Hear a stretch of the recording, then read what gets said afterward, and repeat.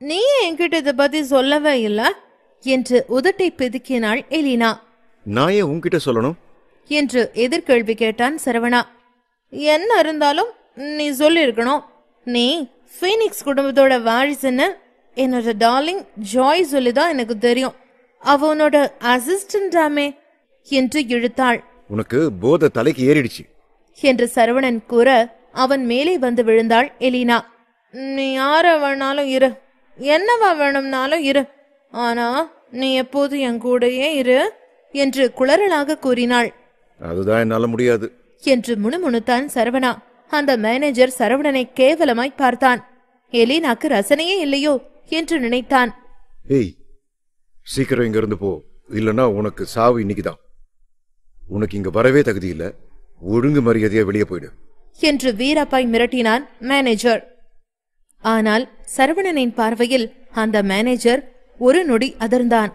சற்று தடுமாறி நின்றவன், நீ இங்கே இருடா, வர என்று கோபத்தில் கூறியவன் பின்னால் திரும்பி அங்கிருந்து சென்றான். கடந்த ஒரு மாதத்தில் சிட்டாடல் ஒரு நிலையில் இல்லை. தாரிகாவின் விஷயம் வெளியானதை விட இந்த நிகழ்வு அந்த மேனேஜருக்கு பெரும் அதிர்ச்சியாயிருந்தது. எலினா மற்றும் ஜாய் போன்ற பேரழகிகள் அவன் பக்கம் இருப்பது அவனுக்கு பிடிக்கவில்லை. இருவரும் ஒன்று சேர்ந்து வந்தால் தாரிகா ஏற்படுத்திய தாக்கத்தை விட மற்றவர்கள் மீது உண்டாக்கியது. சிட்டாடெல்லில் சிறு பகுதியில் அந்த பார் அமைந்திருந்தது. கிட்டத்தட்ட கிராமப்புற இடமாக இருந்தது.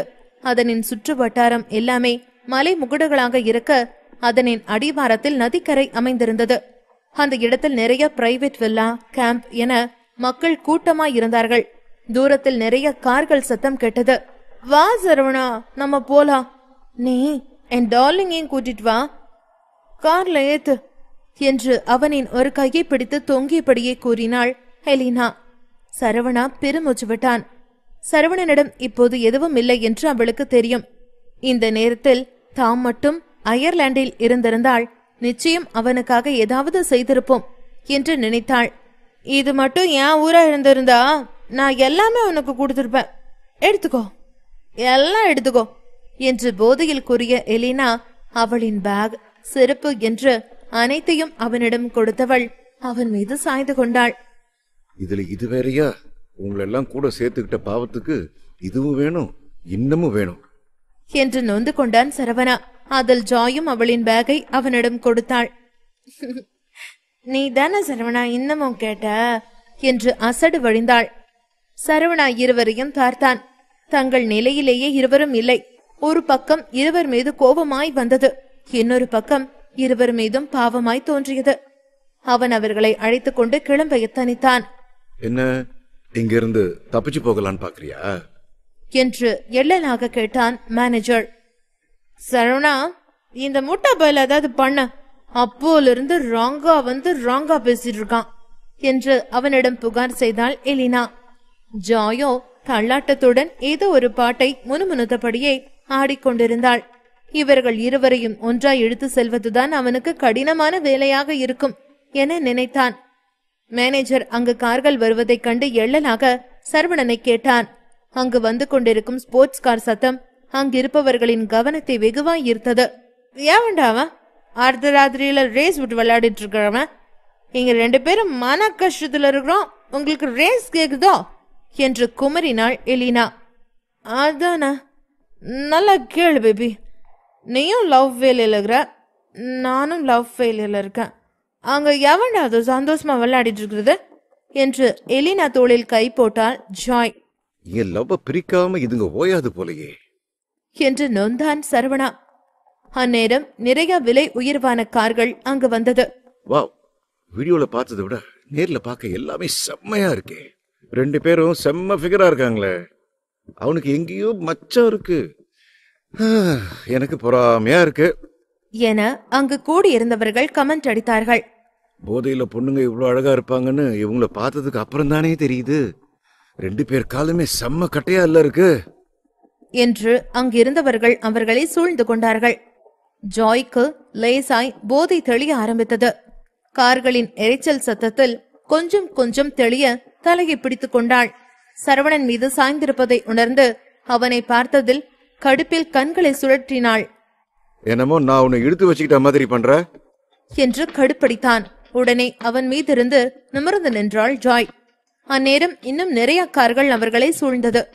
அங்கிருப்பவர்கள் எல்லாம் ஜாயை வித்தியாசமாய் பார்த்தார்கள். அவளின் உடல் வாகு அவளை பெரியவள் போல் காட்டிடும். அவளின் செழித்து தூக்கி நிற்கும் முன்னலகில்தான் மற்றவர்களின் பார்வை அதிகமாய் படிந்தது. 10 வயதிலேயே பருவத்தை தாண்டிய முதிர்ச்சி தோற்றம் அவளிற்கு. அதே நேரம் அவர்களை நோக்கி வேகமாய் ஒரு கார் வந்தது. அந்த காரை ஓட்டிக் கொண்டிருப்பவரை சரவணன் அடையாளம் கண்டு கொண்டான். ஜாயின் அம்மா. இந்த வயதிலும் அவரின் அழகு குறையாமல் இருந்தது. அவரின் உடை முதல் கொண்டு காலில் அணியும் செருப்பு வரை செழுமையின் வாசனை வீசியது. அனைத்துமே $1000 கணக்கில் பணத்தை கொட்டிய உடைகளைத்தான் அணிந்திடுவார். அதிலும் இப்போது மற்றவர்களின் கண்ணை பறிக்கும் அளவில் இருக்கும் BMW ஸ்போர்ட்ஸ் காரில் அந்த இடத்திற்கு வந்திருக்கிறார். மின்னல் வேகத்தில் ஜோய் அம்மாவின் கார் சரவணன் முன்பு வந்து நின்றது. அதில் ஒரு நொடி ஜர்க்கானான் சரவணா. கிழவிக்கு குசும்ப பாத்தியா என்று மனதில் வருத்தெடுத்தான் சரவணா. காரை விட்டு இறங்கிய ஜாய் அம்மா கார் கதவை பெரும் சத்தத்துடன் சாற்றினார். அவரின் ஆளுமை தோற்றம் அவரின் அழுத்தமான பார்வையிலேயே தெரிந்தது. பிளடி இடியட்ஸ், இங்க உங்களுக்கு என்னடா வேடிக்கை வேண்டியிருக்கு? ஒழுங்க மரியாதை எடுத்த காலி பண்ணுங்க. உங்களுக்கு எல்லாம் பாக்குறதுக்கு தகுதி இருக்கா என்று கூட்டத்தை பார்த்ததும் சீற்றத்துடன் கத்தினார் ஜாய் அம்மா. அதில் அங்கிருந்தவர்கள் பெரிதாய் சிரித்தார்கள். அவர் பணக்காரராய் இருந்தால் என்ன, தெருவுக்கு வந்துவிட்டால் அனைவருக்கும் பார்க்கும் பொருள் தானே. இந்த பொண்ணோட அம்மா வந்துட்டா. சும்மா சொல்லக்கூடாது, வயசானாலும் நீயும் செம்ம கட்டையாதான் இருக்க. அம்மாவுக்கும் பொண்ணுக்கும் பெரிய வித்தியாசம் இல்ல என்று ஒருவன் வக்கரமாய் கூறி ஜாய் அம்மாவை தலை முதல் கால் வரை பார்த்தான். சரியான ஆன்டி வெறியனா இருப்பான் போல. அவனை தீயாய் முறைத்தார் ஜாய் அம்மா. அடுத்த நொடி அந்த நபரின் ஒரு விரல் உடைக்கப்பட்டது. ஜாய் அம்மா பார்த்த வேளையில் பாடிகார்டு அவனின் கை விரலை உடைத்து விட்டான் என்று கத்தினான். ஏய், என்ன பண்ற? அந்த கார் உன்னோடதா என்று அவனின் காரை பார்த்து கேட்டார் ஜாய் அம்மா. ஆமா, உன் காருக்கு ஒன்னும் குறைஞ்சது இல்ல என்று அவன் சொல்லி முடிக்க அடுத்த நொடியே ஜாய் அம்மாவின் கார் அவன் கார் மீது மோதியது. அந்த இடம் முழுவதும் என்ஜின் வெடிக்கும் சத்தத்தால் நிறைந்திருந்தது. அவனின் காரை சல்லி சல்லியாய் நொறுக்கி இருந்தார். நொடி பொழுதில் அந்த நபரின் போஷை சல்லி சல்லியாக ஜாய் அம்மாவின் கார் நொறுக்கி இருந்தது. என்ஜின் வெடிக்கும் சத்தத்தில் அந்த இடமே எதிரொலிக்க அனைவரும் திகைப்புடன் அவர்களை பார்த்தார்கள். இதோன்னு ஏன் கார் அளவுக்கு இல்ல என்று எள்ளலாக நகைத்தார் ஜாய் அம்மா. சரவணா அதிர்ச்சியுடன் அவரை பார்த்தான். இவங்க சாதாரண ஆண்டி இல்ல போலயே என்று நினைத்தான். வேற எவனுக்காவது என் கூட மோதி பார்க்கணுமா என்று கூட்டத்தை பார்த்து கேட்டார் ஜாய் அம்மா. அவரின் திமிர்த்தனத்தில் அவரை தூண்டிவிட நிறைய பேருக்கு எண்ணம் எழுந்தது. அவர்களில் ஒருவர் முன்னே வருவதற்கு முன்பு ஜாய் அவரின் போனை எடுத்து ஒருவனுக்கு அழைத்தார். அழைப்பு ஏற்கப்பட்டதும் உடனே, திலக், நான் உனக்கு என்னோட லொகேஷன் அனுப்பியிருக்கிறேன். ஒரு பார்ல இருக்கேன், உடனே இங்க வா என்று கூறினார். அதில் சரவணனும் அதிர்ந்தான். இப்போதுதான் அவர் ஏன் இவ்வளவு திமிராய் இருக்கிறார் என்று தெரிந்தது. அவரின் கை கட்டுக்குள் திலக் இருக்கிறான். சரவணன் குத்து மதிப்பாக ஜாய் பின்னணியை கண்டுகொண்டான். போன முறை ஆரோன் குடும்பத்தினரிடம் பேசுவதற்காக சென்ற பெரியவர் ஜாயின் தந்தையாக இருக்க வேண்டும் என்று நினைத்து கொண்டான். இவள்தான் அவளின் தந்தையை பலமுறை கெஞ்சி கூத்தாடி அங்கு செல்லுமாறு கூறியிருக்க வேண்டும் என்று நினைத்தான். திலக்க கையில வச்சுக்கிட்டு தான் இந்த அம்மா இந்த குதி குதிக்கிறாங்களா என்று மனதில் யோசித்தான் சரவணா. திலக்கின் பெயரை கேட்டதுமே அந்த இடம் கப்சிப் என்று அமைதியானது. இந்த பெண் திலக்கே ஆர்டர் போடுகிறார் என்றால் இனி அவரை எதிர்க்க யார் முன் வருவார்கள்? திலக்கைத்தான் அவர்களால் எதிர்த்திட முடியுமா என்ன? ஒருத்தருக்கும் வாயை திறக்கும் தைரியம் இல்லை. சில பேருக்கு பீனிக்ஸ் குடும்பத்தை சேர்ந்த திலக்கையே இந்த பெண் கட்டளை இடுகிறாளா என்று நம்ப முடியாமல் பார்த்தார்கள். ஆனாலுமே இருந்த பயத்தில் அவருடன் வம்பு வச்சுக்க முன் வரவில்லை. அவர்கள் எதிர்பார்த்தது போலவே திலக் சிறிது நேரத்தில் அங்கு வந்து விட்டான். அவன் சாதாரண காரை தான் ஓட்டி கொண்டு வந்தான். என்னமோ அவன் பெரிய பணக்காரன் இல்லை என்பது போல், அவனிடம் ஒன்றுமே இல்லாதது போல் வந்தான். அவன் என்னதான் அப்படி வந்திருந்தாலும் மற்றவர்களின் பார்வை அவன் மீதுதான் இருந்தது. கண்முன்னே சினிமா படம் பார்ப்பது போல அவர்கள் அனைவருமே அவனை பிரமிப்புடன் பார்த்து கொண்டிருந்தார்கள். அப்போதுதான் அங்கு இருந்தவர்கள் உண்மையிலேயே அந்த பெண்ணிற்கு திலக்கை வர வைக்கும் அதிகாரம் இருக்கிறது என்று ஆச்சரியமாய் பார்த்தார்கள். ஜாய் அம்மா உடனே ஜாயின் பக்கம் திரும்பி, ஜாய், முட்டாள்தனமா பண்ணிட்டு இருக்காத, ஒழுங்க மரியாதை என் கூட வா என்று கர்ஜித்தார் அம்மா. அவளின் கையை அவர் பிடித்துக் கொள்ள ஜாய் அவரிடமிருந்து வலிக்கட்டாயமாக தன் கைகளை பிரித்து கொண்டாள். மாட்ட, நான் உங்க கூட வரமாட்டேன் என்று சரவணனின் கையை பிடித்துக் கொண்டு தலையை மறுப்பாக அசைத்தாள். அதில் ஜாய் அம்மாவிற்கு கோபம் வந்தது. ஜாய், நீ ரொம்ப குடிச்சிருக்க, ஒழுங்கா என் கூட வா. தேவையில்லாம என் கோபத்தை கிளறாத. யாரு கூட இருக்கணும் இருக்க கூடாதுன்னு தெரியாத அளவுக்கு குடிச்சிருக்கியா நீ என்று திட்டினார் அம்மா. ஆனாலும் ஜாய் சரவணனின் கையை விடுவதா இல்லை. அவளுக்கு அவள் அம்மாவுடன் செல்லும் விருப்பமில்லை. நான் மாட்டேன், நான் உங்க கூட வரவே மாட்டேன். நான் உங்க கூட வந்தா நீங்க என்ன பண்ண நினைப்பீங்கன்னு எனக்கு தெரியும். அதனால நான் வரவே மாட்டேன் என்று குடிபோதையில் குளறலாக கூறிய ஜாய் மேலும் சரவணன் மீது ஒட்டி கொண்டாள். இதை கேட்டதுமே ஜாய் அம்மாவிற்கு இன்னும் கோபம் அதிகரித்தது. திமிர் எடுத்த கழுத, பழசெல்லாம் நீ மறந்துட்டியா? உன்னோட அப்பா ரெக்வஸ்டுக்கு நீ எப்படி சம்மதிச்சேன்னு உனக்கு ஞாபகம் இருக்கா இல்லையா? நீ அது கொத்துக்கிட்டதுனாலதான் உன் அப்பா ஆரோன் குடும்பத்துக்கிட்ட பேச போனாரு. அத மறந்துட்டு உன் இஷ்டத்துக்கு ஆடிட்டு இருக்காத, ஒழுங்கா என் கூட வா என்று கோபமாய் திட்டினார் ஜாயின் அம்மா. சரவணனுக்கு அது என்ன என்று தெரிந்த அடுத்த நொடியே புரிந்தது. தனக்காக ஜாய் இதனை செய்தாள் என்று புரிந்து கொண்டான். ஜாய் தான் அவர்களின் ஒரே மகள். அவளின் அப்பாவின் அதிகாரமும் பலமும் ஆரோன் குடும்பத்தின் உள்ளே நுழைய வைத்தது. ஆனால் அந்த நேரத்தில் அவனுக்கு அவரின் உதவி தேவையே இல்லையே. அவனே அதை அவன் ஸ்டைலில் முடித்து விட்டிருப்பான். அது இவன் தானே என்று சரவணனை கை காட்டி கேட்ட அம்மா மீண்டும் ஜாய் பக்கம் திரும்பினார். முதல்ல நீ உங்க அப்பாவோட அசிஸ்டண்டா இருந்ததுனாலதான் அவர் அதை பண்ணவே ஒத்துக்கிட்டாரு. ஆனா இப்ப நீ இருக்கிற நிலைமைய பாரு. எப்படி ஒரு தண்டத்தை நீ சூஸ் பண்ணிருக்கேன்னு பாரு. கோஸ்டோன்ல மொத்தம் 3 ஹேர்ஸ் இருந்தாங்க. ஆனா அதுல இருந்தவங்க எல்லாருமே சரவணனை விட பெட்டரான ஆளுக. ஆனா இவன் இப்ப ஒரு பொண்ணுக்காக இந்த வீணா போனவன் அவனோட ஒட்டுமொத்த சொத்தையும் விட்டு கொடுத்துட்டான் என்று கடுப்புடன் கூறினார். உண்மையில் பீனிக்ஸ் குடும்பத்தில் இருக்க அவருக்கு அனைத்து தகுதியும் இருந்தது. சரவணனை பற்றி நடக்கும் அனைத்து தகவலும் அவருக்கு கிடைத்திருக்கிறதே. இந்த விஷயம் திலக்கிற்கே புதிது. அவனே அதிர்ச்சியாய் சரவணனை பார்த்தான். என்ன, இவன் எல்லா சொத்தையும் டொனேட் பண்ணிட்டானா? ஏன் இதெல்லாம் பண்ணிட்டு இருக்கான் என்று கேள்வியாய் பார்த்தான் திலக். அவனுக்கு சரவணன் பற்றி எந்த ஒரு அபிப்பிராயமும் இல்லை. இப்ப அதுக்கு என்னங்கிறீங்க என்று போதையை சாக்காக பயன்படுத்தி கொண்டு தைரியமாக எதிர்த்து கேள்வி கேட்டாள் ஜாய். என்னதான் வெளியில போதையில் வீராப்பாய் பேசுவது போல தெரிந்தாலும் உள்ளுக்குள் அவளுக்கு நடுக்கம் எடுத்தது. அவளின் அம்மா ஜாயை கண்டுகொள்ளாமல் சரவணன் பக்கம் திரும்பினார். என் பொண்ணு கிட்ட இருந்து தள்ளியேறு. தேவையில்லாம அவ வாழ்க்கையில தலையிடாத, அது உனக்கு நல்லதில்ல. உண்மைய சொல்லணும்னா ஜாய் உனக்கு அசிஸ்டண்டா இருக்கிறதே ரூல்ஸ்க்கு அகேன்ஸ்டா பண்ணிட்டு இருக்கா. இந்த பொண்ணு ஏன் இப்படி கிறுக்குத்தனமா இதை பண்றான்னு எனக்கு புரியல. தேவையில்லாம ரூல்ஸ மீறி அவ வாழ்க்கையும் இப்போது ப்ராப்ளத்தில் இருக்கு. அவளுக்கு மேலும் தொல்லை கொடுக்காம இப்படியே ஓடிடு. வெட்டு சீன் காட்டுறதுல நீ சரியான ஆளா இருக்க. இப்ப பீனிக்ஸ் குடும்பத்தோட ஹையர் பொசிஷன்ல இருக்கிற எல்லாருக்குமே உன்னை பத்தி தெரியும். என்னத்தையோ பண்ணி இவ்வளவு தூரம் வந்துட்ட. உனக்கு அவங்க மத்தியில ரொம்பவே நல்ல பேர் இருக்கு.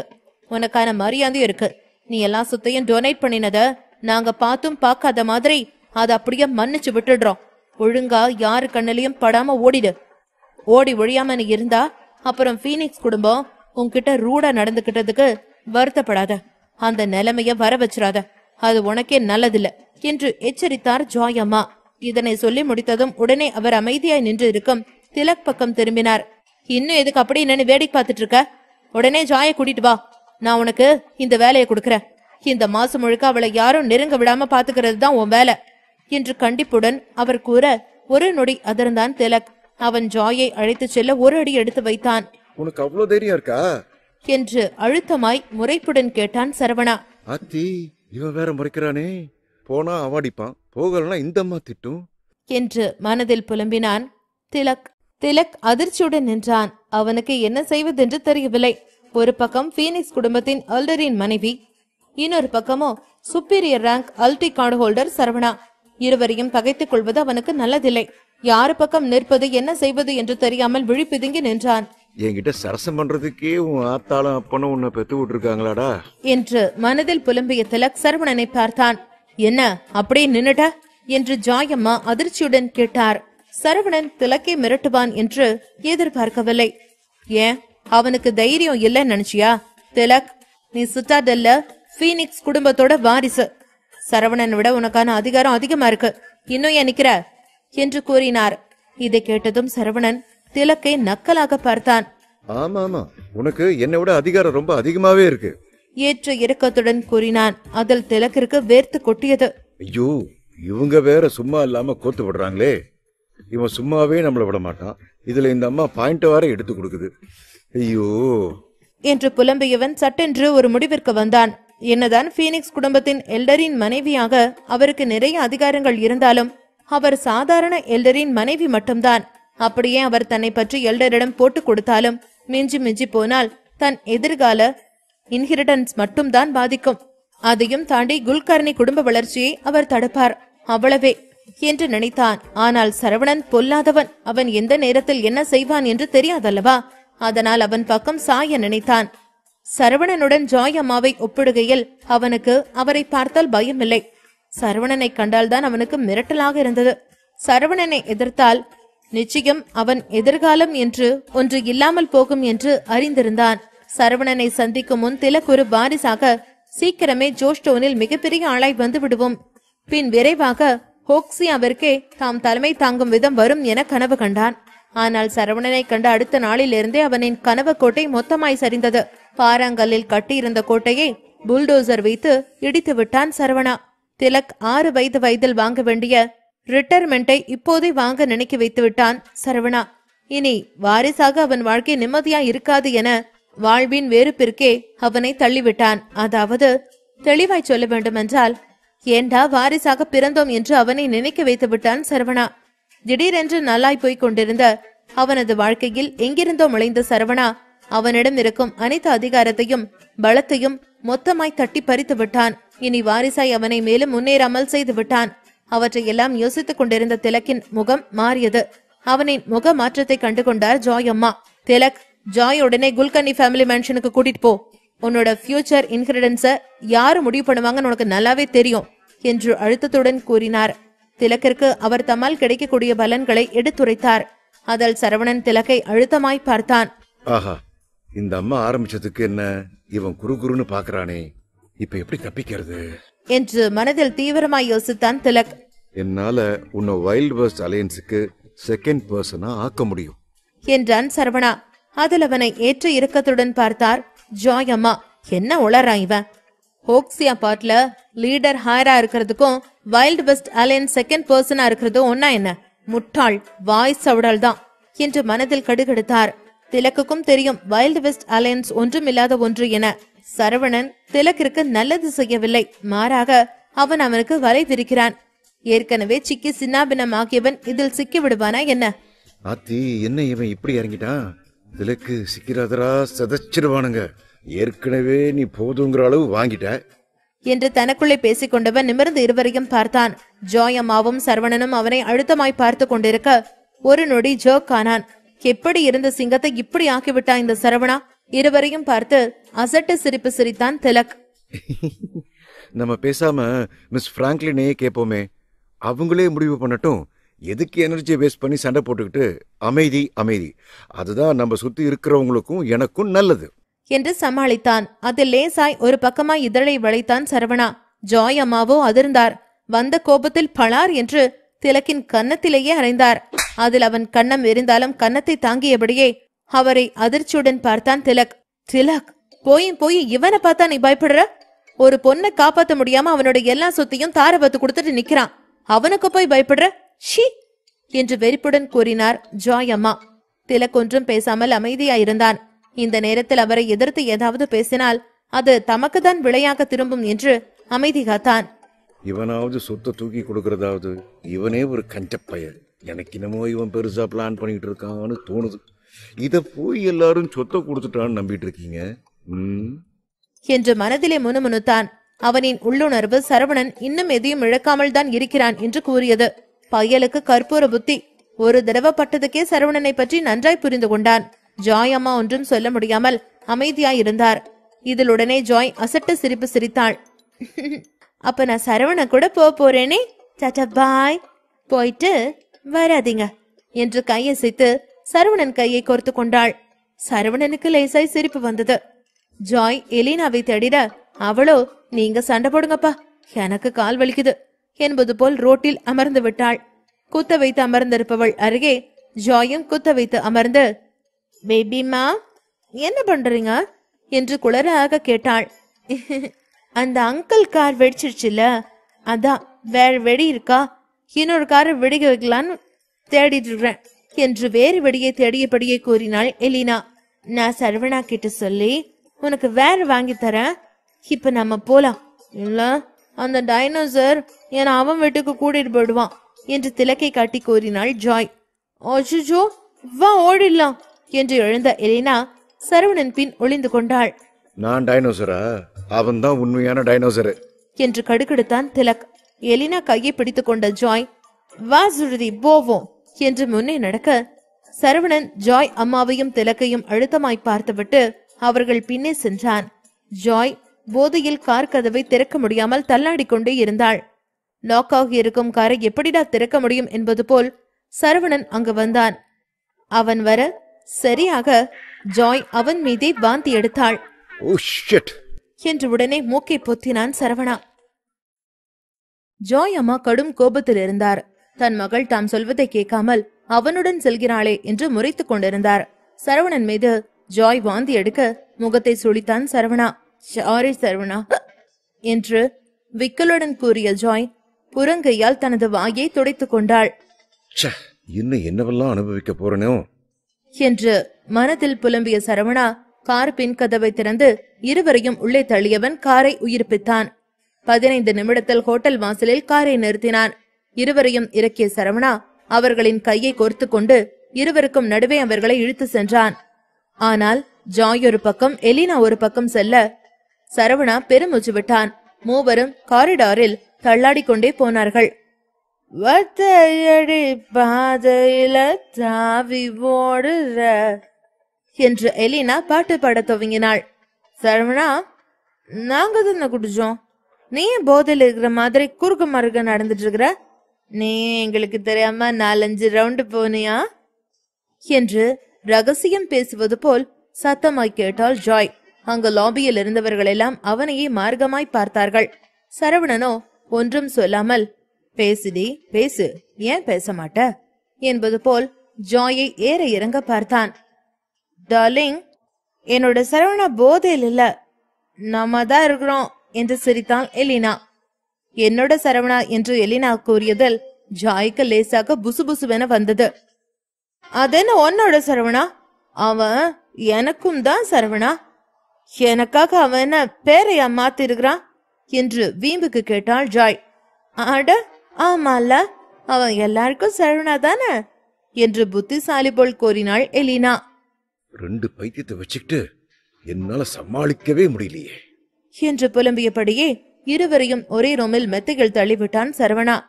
ஆ டார்லிங், பேபி என்று இருவரும் ஒரே நேரத்தில் முனங்கினார்கள். வெளியே இருந்து கேட்பவர்களுக்கு சரவணன் தான் ஏதோ இருவரையும் செய்து கொண்டிருக்கிறான் என தோன்றும். அந்த அளவிற்கு அவர்களின் சத்தம் இருந்தது. சரவணா அங்கிருந்து கிளம்ப பார்க்க அவனின் கைகளை பிடித்தாள் எலினா. சரவணா, குட் நைட் என்று ஒவ்வொரு எழுத்தாய் கூறியவள் உதட்டை குவித்து முத்தம் கொடுப்பது போல் சைகை செய்தாள்.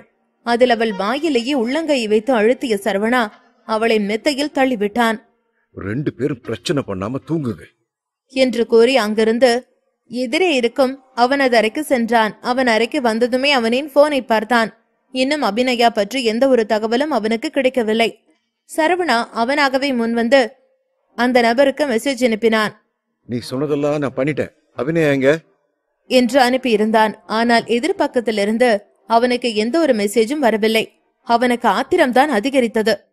என் பொறுமைக்கும் ஒரு அளவு இருக்கு என்று மீண்டும் மெசேஜ் அனுப்பினான். அதன் பின் தான் அவனுக்கு பதில் கிடைத்தது. கவலையே படாத, உன்னோட சொத்து எல்லாம் சேர வேண்டிய இடத்துல சேர்ந்துருச்சுன்னு கன்ஃபார்ம் ஆனதுக்கு அப்புறம் நானே உன்னை அவளை மீட் பண்ண வைக்கிறேன் என்று அனுப்பியிருந்தான். அதில் போனையே வெறித்துக் கொண்டிருந்த சரவணனுக்கு அந்த நபரை கொள்ளும் அளவிற்கு ஆத்திரம்தான் அதிகரித்தது. ஆனால் அபிநயா கைக்கு கிடைப்பதற்காக அவன் பொறுத்து கொள்ள வேண்டும். அதுவும் இப்போது அபிநயா கர்ப்பமாக இருக்கிறாள். அதற்கு காரணம் யார் என்றும் அவனுக்கு தெரியவில்லை. அவள் மிகவும் வேதனையில் இருக்கிறாள் என்று மட்டுமே அவனுக்கு தெரிந்தது. அவள் இவ்வளவு வேதனையில் இருப்பது தாரிகாவிற்கு தெரிந்தால் நிச்சயம் வருத்தப்படுவாள். அதன் பின் தன் உடைகளை எடுத்துக்கொண்டு குளிக்க சென்றான் சரவணா. அவனுக்கு மண்டை சூடாகியிருந்தது. அதனை தணிக்க தாரிகாவை பார்க்க வேண்டும் என்பது போல் உணர்வு வந்தது. ஆனால் அவர்களை இந்த நிலையில் விட்டுவிட்டு அங்கு செல்ல முடியாது என்று நினைத்தவன் தன்னை சமன்படுத்த முயற்சித்தான். குளித்து முடித்து வெளியே வர அங்கு ஜோயோ ஹேர் சீரம் பாட்டிலை தலைகிழை பிடித்தபடி வாய்க்கு வந்த பாட்டை பாடிக்கொண்டிருந்தாள்.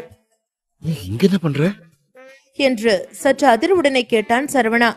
உன்னை பார்க்கதான் வந்த, இசை மழையில் நனைய தயாரா என்று மைக்கை ஆடியன்ஸிடம் காட்டி கேட்பது போல் கேட்டு பாட ஆரம்பித்தாள் ஜாய். ஐயோ, இந்த நேரத்துல இப்படி கத்தி கூப்பாடு போடாத. உனக்கு என்னாச்சு? ஏன் இந்த அளவுக்கு குடிச்சு கும்பாலம் போடுற என்று கேட்டபடியே அவளை மெத்தையில் அமர வைத்தான் சரவணா. ஜாய்க்கு சற்று போதை தெளிந்திருந்தது. அதனை கண்டு கொண்டான் சரவணா. மெத்தையில் அமர்ந்தவள் மீண்டும் வாந்தி எடுக்க வாயை திறக்க சரவணா வேகமாய் ஓடி குப்பை தொட்டியை அவள் முகம் முன்னே பிடித்தான். நல்ல வேளை இம்முறை அவன் மீது எதுவும் படவில்லை. வாந்தி எடுத்து முடித்ததும் சரவணனை முறைத்தாள். பீனிக்ஸ் குடும்பத்தை சேர்ந்த ஆளு, நீ யாரு கேட்டுட சொத்தை எல்லாம் டொனேட் பண்ணின? என்னோட பர்மிஷனை கேட்டியா என்று ஆரம்பித்தாள் ஜாய். போச்சு, இது 2.0 வெர்ஷனா என்று தலையில் கை வைத்தான் சரவணா. நீ இதுக்காகவா இவ்ளோ குடிச்ச என்று கேட்டு சிரித்தான் சரவணா. மேலும், போது நிறுத்து.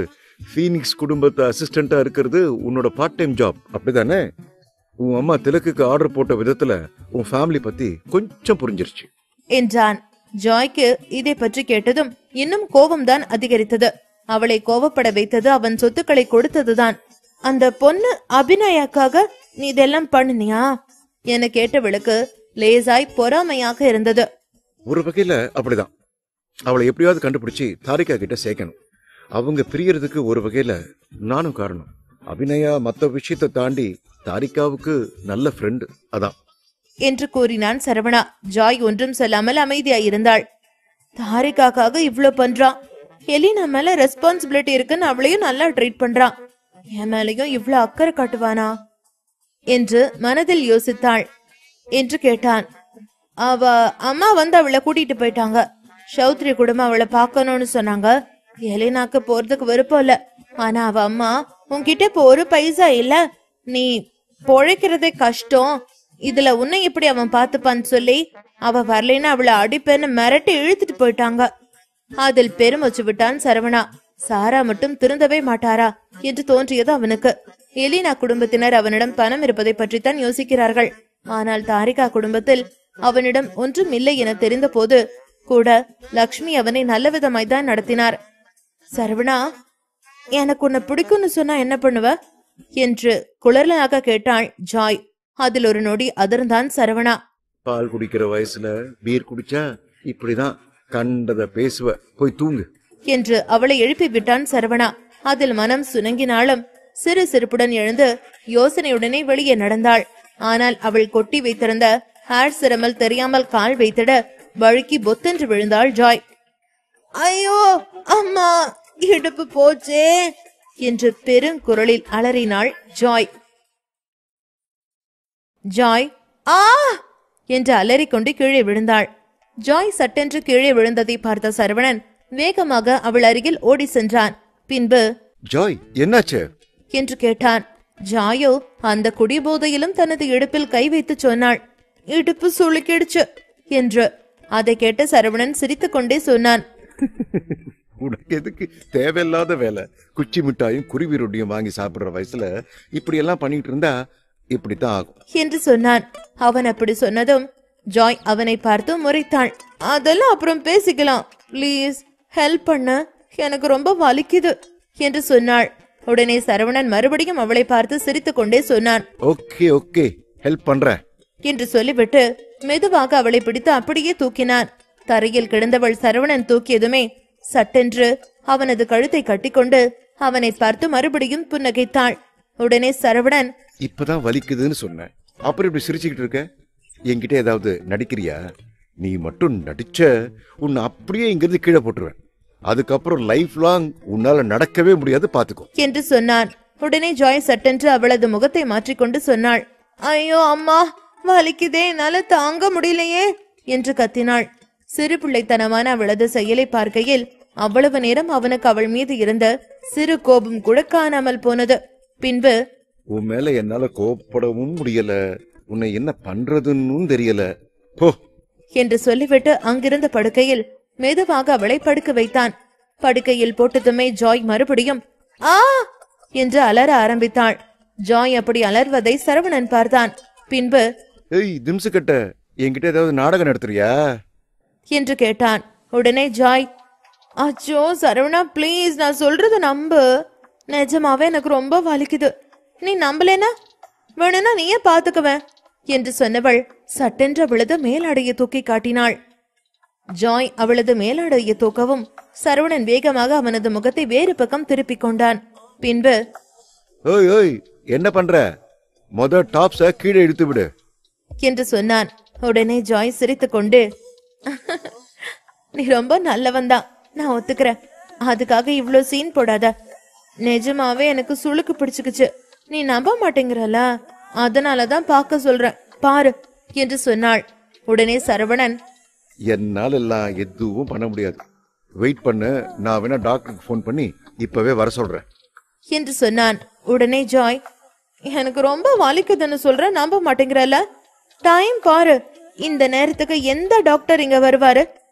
சரவணா ப்ளீஸ் எனக்கு ஹெல்ப் பண்ண மாட்டியா? நீ ஒரு டாக்டர் உன்னை மனசுல நினைச்சுக்க. தயவு செஞ்சு ஏதாவது பண்ண ப்ளீஸ். என்னால வலி தாங்க முடியல. நிஜமா நீ என்ன நம்பலைன்னா தாராளமா என்னை விட்டுட்டு போ. எவ்வளவு வலி இருந்தாலும் நான் தனியாவே பாத்துக்கிறேன் என்று முகத்தை பாவமாக வைத்துக் கொண்டு சொன்னாள். ஜாயின் முகத்தை பார்த்ததும் சரவணனுக்கு பாவமாக இருந்தது. பின்பு தனது வாட்சில் மணி பார்த்தவன், இதற்கு மேல் டாக்டரும் வரமாட்டாங்க, அவளை பார்த்தாலும் பாவமாக இருக்கிறது என்று தனக்குள் நினைத்து கொண்டு ஜாயை பார்த்தான். சரி சரி, உன்னை நான் நம்புறேன். இரு, இந்த ரூம்ல எங்கேயாவது ஃபர்ஸ்ட் எய்ட் கிட் இருக்கும், அதுல ஏதாவது ஆயின்மெண்ட் இருந்தா எடுத்துட்டு வரேன் என்று சொல்லிவிட்டு அங்கிருந்த ஒரு டிராயரை திறந்து பார்க்க அதற்குள் ஒரு ஃபர்ஸ்ட் எய்ட் பாக்ஸ் இருந்தது. அதை எடுத்து திறந்து பார்த்தான். அதற்குள் ஒரு ஆயின்மெண்ட் இருந்தது.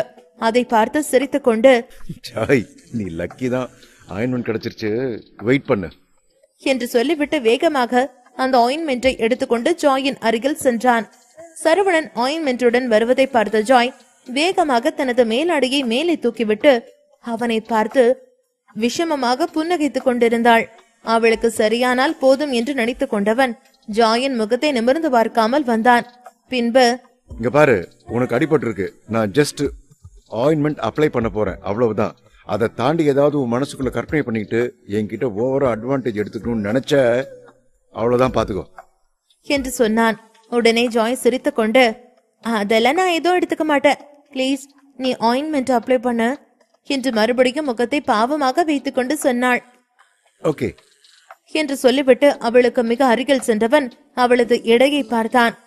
வெண்ணையை வார்த்தாற் போல் அவளது எடை மிகவும் வெண்மையாக இருந்தது. ஒரு நிமிடம் சரவணன் தன்னையே மறந்தான்.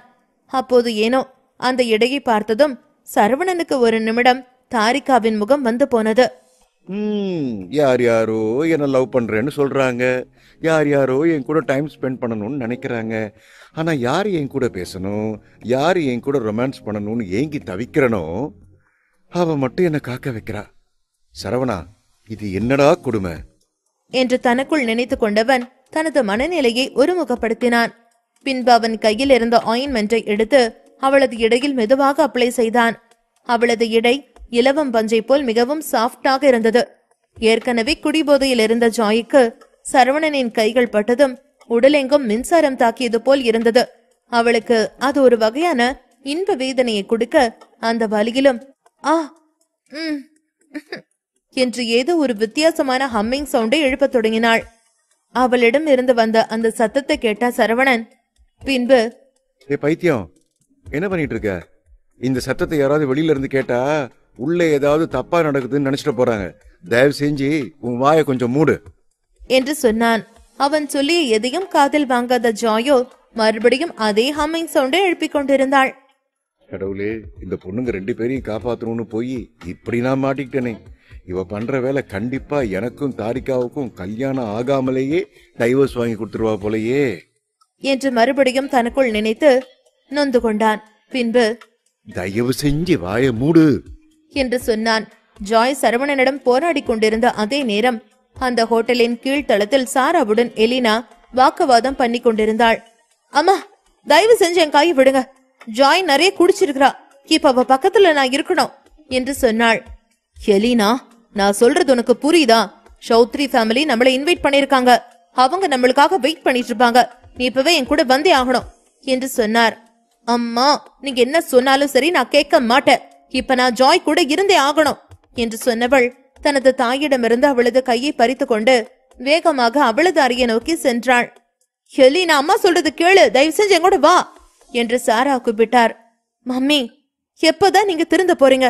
இன்னும் எத்தனை பணக்கார ஃபேமிலியை பார்த்துதான் என்ன அவங்களுக்கு நீங்க இன்ட்ரோடியூஸ் பண்ணி வைக்க போறீங்க என்று கேட்டு அவளது தாயை பார்த்து கோபமாக முறைத்தாள். அம்மா, இன்னும் எத்தனை பணக்காரங்க கிட்டதான் என்ன இன்ட்ரோடியூஸ் பண்ண போறீங்க என்று எலினா மிகவும் கோபமாக சாராவிடம் கேட்டாள். உடனே சாரா வேகமாக எலினாவின் அருகில் வந்து அவளது கையை பாசமாக பற்றி கொண்டார். பின்பு, இதுக்கு முன்னால மம்மி செஞ்சதெல்லாம் வேற, ஆனா இப்ப மம்மி செய்யறது வேற. மம்மி சொல்றத கேளு, எல்லாமே உன்னோட நல்லதுக்குதான். அந்த சரவண உனக்கு எந்த வகையிலும் பொருத்தமானவன் கிடையாது. அவனோட உன்னோட வாழ்க்கைய வாழணும்னு நினைக்கிறத நீ மறந்துரு. சௌத்ரி ஃபேமிலியில உள்ள எல்லாருக்கும் உன்னை நிச்சயம் ரொம்ப பிடிக்கும். ஒருவேளை நான் நினைச்ச மாதிரி எல்லாம் சரியா அமைஞ்சிருச்சுன்னா அதுக்கப்புறம் அவங்க ஃபேமிலியில நம்மளையும் சேர்த்துப்பாங்க. இது மம்மியோட கனவு. அந்த கனவு மட்டும் பழிச்சிடுச்சு. இனிமே மம்மிய சாரா ஆல்பர்ட்னு சொல்ல மாட்டாங்க, சாரா சௌத்ரின்னு தான் சொல்லுவாங்க என்று சொல்லும் பொழுதே சாராவின் முகம் முழுவதும் சந்தோஷம் பொங்கி வழிந்தது. அதை பார்த்த எலினாவிற்கு அவருக்கு பணத்தின் மீதும் பவர் மீதும் எவ்வளவு ஆசை இருக்கிறது என்பது நன்றாக தெரிந்தது. அம்மா, இதெல்லாமே நீங்க உங்களுக்காக தான் செய்றீங்களா என்று கேட்டாள். நீ என்னை எப்படி வேணும்னாலும் தப்பா நினைச்சுக்கோ, ஆனா உன்னோட மம்மியா நான் உனக்கு நல்லதுதான் செய்வேன். அதை மட்டும் நீ புரிஞ்சுக்கோ. உன்னை எலினா சௌத்ரின்னு சொன்னா எவ்வளவு நல்லா இருக்கும். அந்த ஃபேமிலியோட மட்டும் நாம சேர்ந்துட்டோம்னா அதுக்கப்புறம் லைஃப் லாங் நம்ம எதை பத்தியும் கவலைப்பட தேவையில்லை. உனக்கு நல்ல லைஃப் அமைஞ்சிருச்சுன்னு மம்மியும் நிம்மதியா இருப்பேன் என்று சாரா சொன்னார். மம்மி, நீங்க என்ன சொன்னாலும் சரி, என்னால நீங்க சொல்றது ஏத்துக்கவே முடியாது. அது மட்டும் இல்ல, அந்த சௌத்ரி ஃபேமிலிக்கு நம்மளை பத்தி என்ன தெரியும்? நாம ஏன் அவங்க பார்ட்டிக்கு போனோம்? Please mummy, try to understand me என்று சொன்னாள். எனக்கு தெரியும், நீ இதெல்லாம் பண்றதுக்கு காரணமே அந்த சரவணன் தானே. அந்த பிச்சைக்காரனை கல்யாணம் பண்ணி நீ என்னமா பண்ண போற? அவனை கல்யாணம் பண்ணினா காலத்துக்கும் நீ கண்ணீரோட தான் இருக்கணும். மம்மி சொல்றத கேளு என்று மறுபடியும் அவளது கையை பிடித்து கொண்டு பேசினார். உடனே எலினா, மம்மி, இதுக்கு மேல உங்க கூட என்னால பேச முடியாது, பிளீஸ் என்னை விட்டுருங்க என்று சொல்லிவிட்டு வேகமாக அவளது அறைவாசலுக்கு சென்றாள். அவள் பின்னாலேயே சாராவும் வேகமாய் ஓடி வந்தார். அப்பொழுதுதான் இருவரும் அந்த அறைக்குள் இருந்து வரும் சத்தத்தை கேட்டார்கள். ஒரு நிமிடம் இது என்ன சத்தம் என்று சாரா கூர்ந்து கேட்டவர் பின்பு அப்படியே அதிர்ச்சியில் தனது வாயில் கையை வைத்தார். கோபத்தில் அவரது கண்கள் முழுவதும் சிவந்திருந்தது. பாத்தியோ பாத்தியோ, இந்த கன்றாவிக்கு தான் சொன்ன அந்த சரவணனை விட்டு தொலைஞ்சிருன்னு, அவன் பின்னால போகாதேன்னு. இப்ப பாரு உள்ள எவ்வளவு கேவலமான விஷயம் நடந்துட்டு இருக்குன்னு. எனக்கு தெரியும் அவன் மோசமான பொறுக்கின்னு. பாரு, கொஞ்சம் கூட வெக்கமே இல்லாம உன்னோட ஃப்ரெண்டு கூட அவன் ஒன்னா இருக்கான். உன் மேல அன்பு இருந்துச்சுன்னா அவன் அந்த பொண்ணு கூட இப்படி இருப்பானா என்று கேட்டார். உடனே எலினா, மம்மி, நீங்க ஏதோ தப்பா கற்பனை பண்ணிட்டு இருக்கீங்க, அப்படியெல்லாம் எதுவும் இருக்காது என்று சொன்னாள். அப்பொழுது ஜாய் சினுங்கும் குரலில் சொன்னாள், சரவணா பிளீஸ், விட வலிக்குது என்று கத்தினாள். உடனே சரவணன், அவ்வளவுதான் முடிஞ்சது, நீ தானே பண்ண சொன்ன என்று அவள் ஆயின்மென்றை போட சொன்னதை பற்றி பேசிக் கொண்டிருக்க வெளியில் நின்று கொண்டிருந்த இருவருக்கும் அது வேறு மாதிரி புரிந்து போனது. உடனே சாரா முகத்தை சுழித்து கொண்டு எலினாவை பார்த்து முறைத்தார். பின்பு, இப்ப என்ன சொல்ற? இப்போ நான் ஏதோ தப்பா நினைச்சிட்டு இருக்கேன்னு சொல்றியா என்று சொல்லிய சாரா தனது தலையில் அடித்துக் கொண்டார். இதுக்கெல்லாம் கேட்கணும்னு என் தலையில் எழுதி இருக்கு. என்னால இதுக்கு மேல அந்த சரவணம் பண்றத பொறுத்துக்க முடியாது. எலினா, மம்மி சொல்றத கேளு, தயவு செஞ்சு அவனை மறந்துரு என்று சொன்னார். அவ்வளவு நேரம் சாராவிடம் எதிர்த்து பேசிக் கொண்டிருந்த எலினாவிற்கும் இப்பொழுது என்ன செய்வதென்று தெரியாமல் முழித்துக் கொண்டிருந்தாள். அதே சமயத்தில் சரவணன் ஜாய் கூடியிருக்கிறான் என்பதை நினைக்கையில் அவளுக்கு மிகவும் வேதனையாக இருந்தது. அவளையும் அறியாமல் அவளது கண்கள் கலங்கி கண்ணீர் வெளியே வந்தது. எலினாவின் கண்களில் கண்ணீரை பார்த்ததும் சாராவின் கோபம் இன்னும் அதிகமானது. உன்னை இப்படி அழ வச்சுட்டான்ல, அவனை நான் சும்மாவை விட மாட்டேன் என்று சொன்னவள் வேகமாக அந்த கதவை தட்டினார். ஜாய் அலறி கொண்டிருந்ததில் கதவு தட்டும் சத்தம் சரவணன் காதில் கேட்கவில்லை. அவன் அவளுக்கு மும்முரமாக ஆயின்மெண்ட் தேய்த்து கொண்டிருந்தான். வெளியிலிருந்து சாரா எவ்வளவு தட்டியும் கதவு திறக்கப்படவில்லை. இல்ல, இப்படியெல்லாம் இவங்களை கூப்பிட்டா வெளியில வரமாட்டாங்க. 2 பேரும் ஒருத்தரை மறந்து ஒருத்தர் வேறொரு உலகத்தில் இருக்கிறாங்க போல. கரும கன்றாவி, இவெல்லாம் ஒரு பொண்ணா என்று ஜாயையும் சேர்த்து திட்டியவர் வேகமாக தனது செல்போனை எடுத்து போலீசிற்கு போன் செய்ய போனார். அதை பார்த்த எலினா, மம்மி என்ன பண்றீங்க? இப்ப எதுக்கு போலீஸ்க்கெல்லாம் போன் பண்றீங்க? தயவு செஞ்சு போனை வைங்க என்று சொன்னாள். உடனே சாரா எலினாவை கோபமாக முறைத்தார். இப்ப கூட நீ அவனுக்கு சப்போர்ட் பண்ணணும்னு நினைக்கிறியா என்று கேட்டார். ஐயோ மம்மி, எதுவா இருந்தாலும் அப்புறம் பேசிக்கலாம், நீங்க மெதுவா பேசுங்க. பக்கத்துல இருக்கிற ரூமுக்கெல்லாம் கேட்டுச்சுன்னா அதுக்கப்புறம் பிரச்சனை பெருசாயிடும் என்று சொன்னாள். பெருசாகட்டும், அப்படியாவது இவனோட லட்சணம் என்னன்னு எல்லாருக்கும் தெரியட்டும் என்று சாரா மறுபடியும் கோபமாக பேசினார். மம்மி தயவு செஞ்சு கத்தாதீங்க ப்ளீஸ் என்று எலினா கெஞ்சினாள். உடனே சாரா, இந்த ரூமோட ஸ்பேர் கீ ஒண்ணு உங்ககிட்ட இருக்குல்ல, எங்கது? அத குடு, எனக்கு அந்த சரவணனை பார்த்து நல்லா 4 கேள்வி கேட்காம போக மாட்டேன் என்று சொன்னார். அம்மா என்கிட்ட சாவி எதுவும் இல்ல என்று எலினா பொய் சொன்னாள். உடனே சாரா கோபமாக, உன்னை பத்தி எனக்கு தெரியாதா என்று சொன்னவர் அவளது பேக்கை திறந்து அதிலிருந்து சாவியை எடுத்தார். பின்பு அந்த சாவியை கொண்டு அந்த கதவை திறந்து கொண்டு உள்ளே செல்ல அங்கு கண்ட காட்சியை பார்த்ததும் எலினா கண்களை மூடினாள். ஜாய் அங்கிருந்த படுக்கையில் படுத்திருக்க, சரவணன் அவளது இடையில் கை வைத்திருக்க, ஜாய் அவனது கையை இறுக பிடித்திருந்தாள். அந்த காட்சி அங்கிருந்த இருவருக்கும் தவறாக தெரிந்தது. உடனே சாரா எலினாவை பார்த்து முறைத்து கொண்டு சொன்னார், பாத்தியா, நல்லா உன் கண்ணாலேயே பாத்துட்டியா? இவனோட புத்தி என்னன்னு இப்பயாவது தெரியுதா? இன்னொரு முறை இவனை பத்தி என்கிட்ட பேசாத. நான் என்ன சொல்றேன்னோ அதை மட்டும் கேளு, சரியா என்று சொன்னவர் அங்கிருந்து சரவணனையும் ஜாயையும் எரித்து விடுவது போல முறைத்துவிட்டு பின்பு எலினாவை கூட்டிக் கொண்டு அங்கிருந்து சென்றார். அவர்கள் இருவரும் தன்னை தவறாகத்தான் புரிந்து கொண்டிருக்கிறார்கள் என்பதை உணர்ந்த சரவணன் சட்டென்று அந்த படுக்கையிலிருந்து எழுந்து, எலினா, எலினா என்று கத்திக்கொண்டு வாசலுக்கு வந்தான். எலினாவோ அவனை திரும்பி பார்க்காமல் சாரா பின்னாலேயே சென்றாள். அவர்கள் இருவரும் அந்த ஹோட்டலை விட்டு வெளியேற, அப்பொழுது அந்த ஹோட்டல் முன்பு ஒரு உயரக கார் வந்து நின்றது. அந்த கார் வந்து நின்றதுமே அந்த ஹோட்டலில் உள்ள செக்யூரிட்டி வேகமாக சென்று அந்த கார் டோரை ஓபன் செய்தார். அந்த காரில் இருந்து ஒரு 40 வயது மதிக்கத்தக்க ஒரு பெண் இறங்கினார். அவர் அணிந்திருந்த ஆடையும் கண்களில் போட்டிருந்த கூலிங் கிளாஸும் அவர் கையில் வைத்திருந்த பேகும் அவர் பணக்கார வர்க்கத்தை சார்ந்தவர் என்று நன்றாக காட்டியது. ஹோட்டல் முன்பு நின்ற காரில் இருந்து இறங்கிய அந்த பெண் தனது கண்களில் மாட்டியிருந்த கூலிங் கிளாஸை கழற்ற அவரது கண்களில் அவ்வளவு கோபம் கொந்தளித்துக் கொண்டிருந்தது. அதே கோபத்துடன் புயல் வேகத்தில் அவர் வேகமாக அந்த ஹோட்டலுக்குள் நுழைந்தார். அப்பொழுது அங்கு வந்து கொண்டிருந்த சாராவையும் எலினாவையும் பார்த்தார். அப்பொழுது 1 minute என்று எலினா முன்பு தனது கையை காட்டி சொன்னார். அவர் யார் என்று தெரியாத எலினாவோ அதிர்ச்சியுடன் அவரை பார்த்தாள். நீ எலினா தானே, ஜாய் எங்க என்று அவர் கேட்டார். அந்த பெண் அப்படி கேட்டதும் தான் எலினாவிற்கு இவர் ஜாயின் தாயாகத்தான் இருக்க வேண்டும் என்ற எண்ணம் தோன்றியது. உடனே அவள் ஜாய் என்று ஏதோ சொல்ல வந்தாள். உடனே சாரா, நீ அமைதியாரு என்று சொன்னார். உடனே அங்கு நின்று கொண்டிருந்த மிஸ்ஸஸ் பிராங்க்லின் அருகில் சென்றார். பின்பு, ஓ, நீதான் அந்த ஒழுக்கங்கட்ட பெண்ணோட அம்மாவா? இப்படி ஒரு கேவலமான பொண்ணை பெத்துட்டு அவளை தேடி வேற வந்திருக்கியா? உள்ள போய் பாரு, உன் பொண்ணு எவ்வளவு கேவலமான வேலை பார்த்துட்டு இருக்கான்னு என்று சாரா ஜாயை பற்றி கேவலமாக பேசினார். சாராவை பொறுத்த மட்டில் ஜாய் சரவணனிடம் வேலை பார்க்கும் ஒரு சாதாரண பெண். அப்படி என்றால் அவளுக்கு என்ன பேக்ரவுண்ட் இருக்க போகிறது என்று நினைத்துதான் ஜாயின் தாயிடம் அப்படி பேசினார்.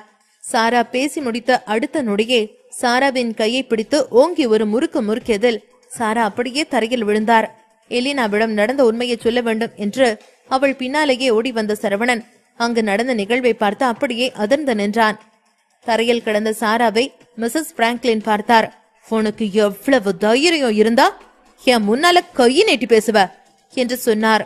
அவரின் அந்த கோபத்தை பார்த்த சாரா பேச்சற்று ஊமையானார்.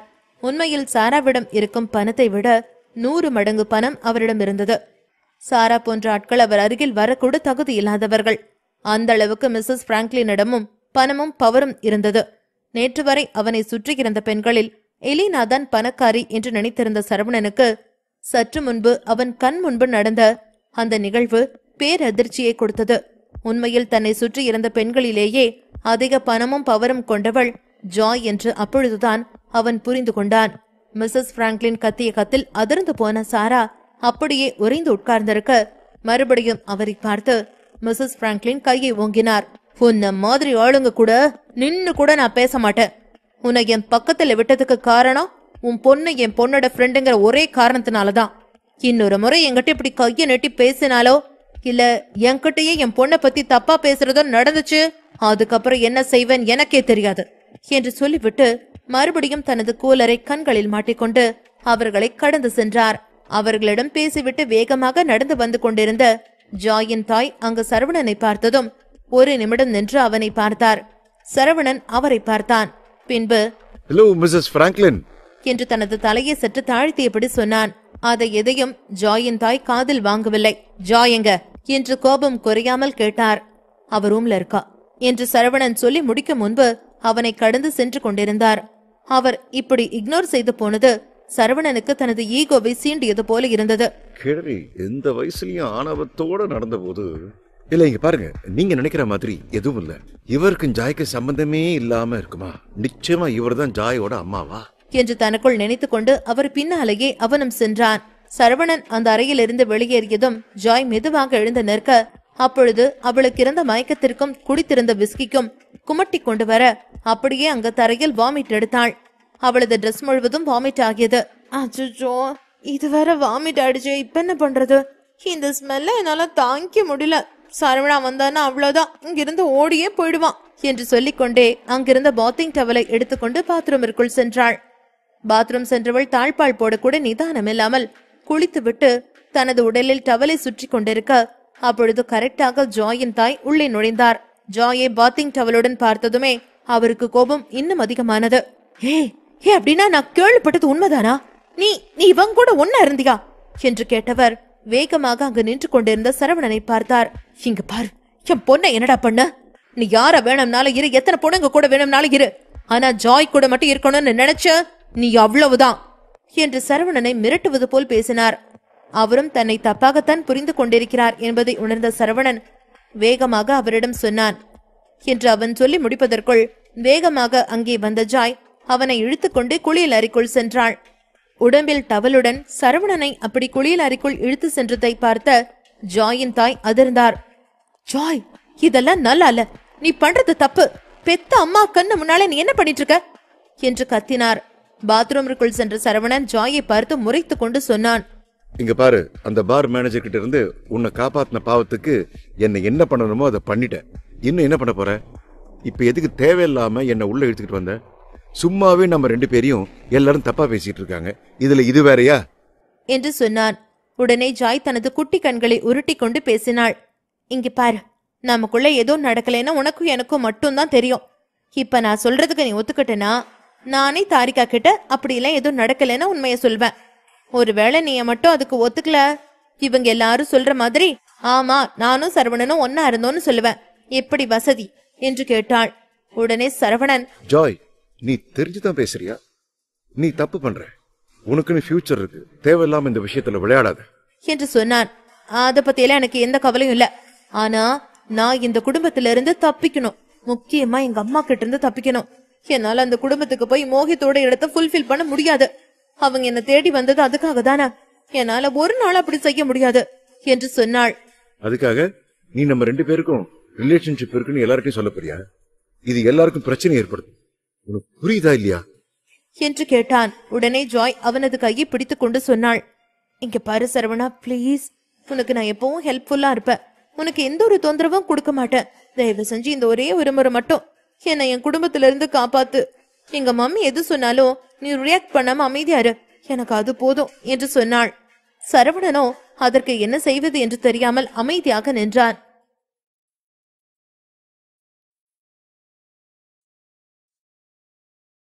பாத்ரூமிற்குள் சரவணனை கூட்டி சென்ற ஜாய் தனது தாயிடம் அவர்கள் இருவருக்கும் ரிலேஷன்ஷிப் இருப்பது போல் நடிக்க சொன்னாள். உடனே சரவணன் அவளை பார்த்து முறைத்தான். பின்பு, என்ன ஒரு வழி பண்ணாம நீ விடமாட்டேன்னு முடிவெடுத்துட்ட, என்ன பண்ணுமோ பண்ணி தொலை என்று சொன்னான். உடனே ஜாய் சிரித்து கொண்டு, இத்தனை நாள் நீ எங்க போனாலும் உன் பின்னாடியே வந்தான்ல, அந்த ஒரு நன்றிக்காவது எனக்கு இதை பண்ண மாட்டியா?